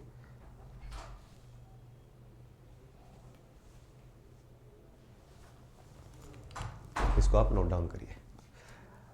अब चूंकि आज अपने पास समय का थोड़ा अभाव है, हमने सिलेबस पर भी चर्चा करी है और आर्टिकल्स कंप्लीट किए हैं, और अब इसके वाक्य, इनके सेंटेंस हम कल करेंगे। पर आपसे मेरा सभी से निवेदन रहेगा कि कल जब आप क्लास में उपस्थित हो, अगली जो अपनी क्लास होगी उसमें आप जब उपस्थित हो, आपसे मेरा विनम्र निवेदन है, ये याद होना चाहिए, टिप्स पे होना चाहिए, उंगलियों पे होना चाहिए आपके। अगर ये उंगलियों पे नहीं हुआ तो मैं सेंटेंस में आपकी मदद कैसे कर पाऊंगा। एक काम करते हैं, अगर लिख रहे हो लिखते रहना, मैं वापस आ जाऊंगा स्लाइड पे, आप सोचना मत, डाल हमने तो लिखा ही नहीं था, वो पीछे चले गए। रुको रुको, जो लिखना है वो याद हो गया क्या, बिना देखे? जिन्होंने लिख लिया वो अपनी कॉपी में देखेंगे नहीं, यूं ही बोलकर देखो, आप अपने घर पे व्यावहारिक तौर पे करके देखिए। फ्यू, ए फ्यू या दा फ्यू, तीनों में से कोई भी लगाओ, चेक करना वो उसके ठीक बाद जो संज्ञा नाउन जो लिखा हो वो कैसा होना चाहिए, काउंटेबल, गिन सकते हो जिसे, और प्लूरल बहुवचन भी। फ्यू, आ फ्यू, दा फ्यू के ठीक बाद आने वाला नाउन काउंटेबल प्लूरल होगा। फिर चलते हैं लिटिल, अ लिटिल, दा लिटिल की ओर। लिटिल, अ लिटिल, दा लिटिल कुछ भी लगा रहे हो, उसके ठीक बाद आने वाला नाउन कैसा होना चाहिए? अनकाउंटेबल, जिसे आप गिन नहीं सकते हो। अनकाउंटेबल नाउन के बाद वर्ब कैसी लगेगी? सिंगुलर। फ्यू, आ फ्यू, दा फ्यू के बाद जो कि काउंटेबल प्लूरल नाउन के लिए लगेगा, उसके बाद वर्ब कैसी आएगी? प्लूरल। जब नाउन बहुवचन है तो वर्ब भी तो बहुवचन आएगी। फिर लिटिल का प्रयोग करते हैं नेगेटिव सेंस में, फ्यू का प्रयोग नेगेटिव सेंस में। नेगेटिव पॉजिटिव सेंस क्या होते हैं कि सर ये तो समझ में नहीं आ रहा, मैं वाक्य के थ्रू सिखाऊंगा, चिंता मत करिए। आ फ्यू का प्रयोग करते हैं पॉजिटिव सेंस में, आ लिटिल का प्रयोग करते हैं पॉजिटिव सेंस में। सेंस कैसे समझ में आएंगे? वाक्य दिखाऊंगा आपको, सेंस ऐसे ही पता चलेंगे। सेंटेंस नहीं लिखा है मैंने, सेंस लिखा है भाव। मैंने यहां पे हिंदी में वो थोड़ा स्किप किया है, कौन सा? थोड़ा कम थोड़ा ज्यादा, क्योंकि मैं चाहता हूं पेपर में अंग्रेजी में छपा हुआ आएगा, तो क्यों ना आप अंग्रेजी में पहचान करना सीखो। ठीक है, थोड़ा कम थोड़ा ज्यादा लिखा हुआ आएगा नहीं, तो क्यों अपने आप को हम फंसाते हैं इस चक्कर के अंदर। हाँ, ऐसा नहीं कि वो गलत होते हैं, क्या होते तो सही है, होते तो सही है, लेकिन हम अंग्रेजी के थ्रू पता लगाने की कोशिश करेंगे, अपने आप पर भरोसा रखते हैं, पता लगा लेंगे। फिर बात आई है जी अपने पास कि दा लिटिल या दा फ्यू, कुछ नहीं, नाउन के ठीक बाद दैट या WH वर्ड या कोई प्रोनाउन लिखा हुआ जाए, I you we they he she में से, तो वो शायद स्पेसिफाइड पैटर्न बन जाएगा। अनकाउंटेबल होगा तो दा लिटिल लगा देना, काउंटेबल प्लूरल वाला मामला होगा तो दा फ्यू लगा देना। एंड अगर कभी किसी सेंटेंस में लिखा हुआ आता है एंड, तो ये आमतौर पर, कोई फिक्स नियम नहीं, आमतौर पर सेंटेंस को पॉजिटिविटी की ओर लेकर जा सकता है। और BUT बट, किंतु परंतु, कोई किंतु परंतु करता है तो इसका मतलब नकारात्मक भाव की ओर लेकर जाना चाहता है आपको, फिर क्या लग जाएगा? बट लगते ही नेगेटिव सेंस। ये फॉर्मेट था। फ्यू, आ फ्यू, दा फ्यू के बाद आने वाला नाउन काउंटेबल प्लूरल, तो वर्ब भी कैसी आएगी? प्लूरल। लिटिल, अ लिटिल, दा लिटिल के बाद आने वाला नाउन कैसा? अनकाउंटेबल, तो वर्ब कैसी आएगी? सिंगुलर। ये पैटर्न है। ये हो गया फ्यू, आ फ्यू, दा फ्यू, लिटिल, अ लिटिल, दा लिटिल के नियम तो हो ही गए, आप निश्चिंत रहिए। कल तो सीधा वाक्य पे काम करेंगे, सेंटेंस लिखेंगे, और ये जो बातें अभी नोट डाउन करिए, ये उसमें अप्लाई करेंगे, लागू करेंगे, सही जा रहा है कि नहीं जा रहा है वो चेक कर लेंगे, कल करेंगे इसके ऊपर चर्चा। तो 1000 बार प्रैक्टिस करने पड़ेगी भाई। किसी का नाम आ गया तो सर जी नाम के लिए थोड़ा नाम होता है क्या किसी का, कि उसका तो थोड़ा नाम है, ज़्यादा नाम है, ऐसा कुछ होता है? उसका नाम गिन सकते हैं, उसका नाम नहीं गिन सकते हैं, आता है दोस्त, है ना? तो मनमोहन जी कहाँ दिमाग लगा रहे हो मेरे भाई? नाम आप गिन सकते हो, नहीं गिन सकते, है ना? नाम को थोड़ा नाम, ज़्यादा नाम, कम नाम, ऊपर नाम, बाएं नाम, दाएं नाम, ऐसा कुछ होता ही नहीं है ना? ये स्थिति नहीं बनती। नाउन में केवल नाम ही नहीं आते, काम भी तो आते हैं, ऐसा हो जाता है। और देखते हैं आपके सर, सिंपल टॉपिक पहले पढ़ाओ। हाँ, इसीलिए एक जो मित्र ने लिखा था ना कि सर टेंस पहले पढ़ाते थे, तो आपने जब ये समीर जी, आपने जो अब लिखा है ना कि सर सिंपल टॉपिक पहले पढ़ाओ ताकि हम इंग्लिश में कॉन्फिडेंस, इसीलिए मैंने सिंपल टॉपिक पहले कराया। कौन सा? जैसे कि आर्टिकल्स। सबसे पहले तो मैंने फाउंडेशन तैयार करी आपकी कि कहाँ आप किस तरीके से वर्ब, हेल्पिंग वर्ब की आप पहचान करते हैं। फिर मैंने आपको आर्टिकल्स पढ़ाए, क्योंकि आर्टिकल में ना व्यक्ति को चाहे आर्टिकल्स आते हो चाहे नहीं आते हो, वहम जरूर होता है कि यार आर्टिकल तो शायद हम कर लेंगे सही ठीक ठाक सा, आए चाहे नहीं आए, एक रहता जरूर है मन में कि हाँ आर्टिकल्स तो ए एन दा है, लगा देंगे। लेकिन जब आपने आर्टिकल्स पढ़े तब आपको पता चला कि अरे प्राइम मिनिस्टर के नाम के साथ तो इसने द आर्टिकल का प्रयोग किया ही नहीं, अरे प्रिंसिपल हेडमास्टर के नाम के साथ कहीं तो आर्टिकल का प्रयोग कर रहा है, कहीं नहीं कर रहा। आपने चीजें देखा, आपने देखा अरे महान आदमियों के नाम के साथ इसने तो आर्टिकल का प्रयोग किया ही नहीं। ये कहां वहम दूर हुए? जब हमने आर्टिकल्स पढ़े। अब पढ़ रहे हैं अपने डिटरमिन, छोटा सा टॉपिक है, ज्यादा लेंथी नहीं है। फ्यू, आ फ्यू, दा फ्यू, लिटिल, अ लिटिल, दा लिटिल, फिर अपने ईच और एवरी के बारे में पता करेंगे इसके अंदर, सम और एनी के बारे में पता करेंगे इसके अंदर, ठीक है ना? ये पता किया, इलाज हो जाएगा। इस टॉपिक के बारे में भी काफ़ी हद तक अपने जो कमांड हासिल कर लेंगे, ठीक है ना? सर कल आप आओगे नहीं? अरे नहीं, मैंने कब कहा है मैं कल नहीं आऊँगा भाई, मैं तो बार बार कह रहा हूँ कल जो क्लास होगी, कल जो क्लास होगी। बाई चांस अगर कल का ऑफ रहता है इंग्लिश की क्लास का, तो मैं तो तब की बात करूँ तो परसों जुड़ जाएंगे भाई, और क्लास होगी तो आपके पास सब नोटिफिकेशन आएंगे। अभी तो मुझे खुद को ही नहीं पता, ठीक है? तो ये सारी जो बातें अपने करी हैं, अब आप जिन साथियों का रहेगा था लिखना, वो लिख लीजिएगा, है ना? लिख लो तुरंत आप अपना।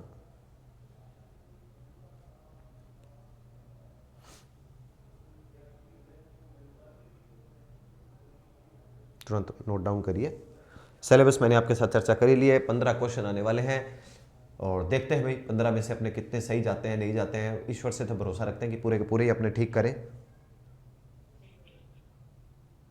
हर एक क्वेश्चन अपना सही जाना चाहिए।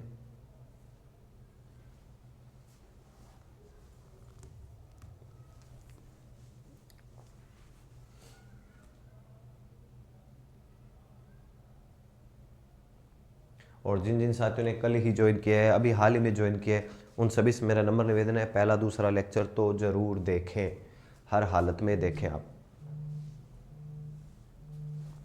हर हालत में आपको देखना ही चाहिए।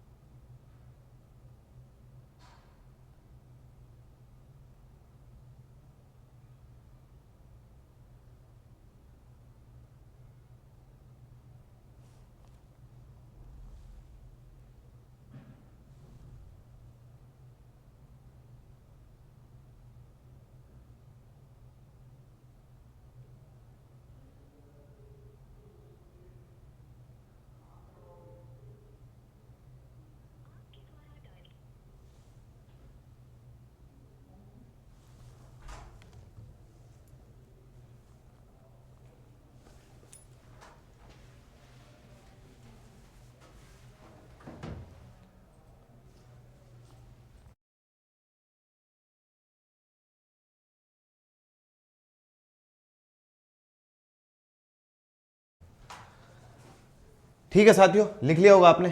मिलते हैं नेक्स्ट लेक्चर के दौरान, तो पढ़ कर आना। ये पैटर्न जो आपने लिखा है ये सारा आपके याद रहना चाहिए। नेक्स्ट लेक्चर के दौरान मिलेंगे, तब तक के लिए आपको स्वस्थ रहना है, मस्त रहना है। धन्यवाद, टेक केयर, बाय बाय, जय हिंद।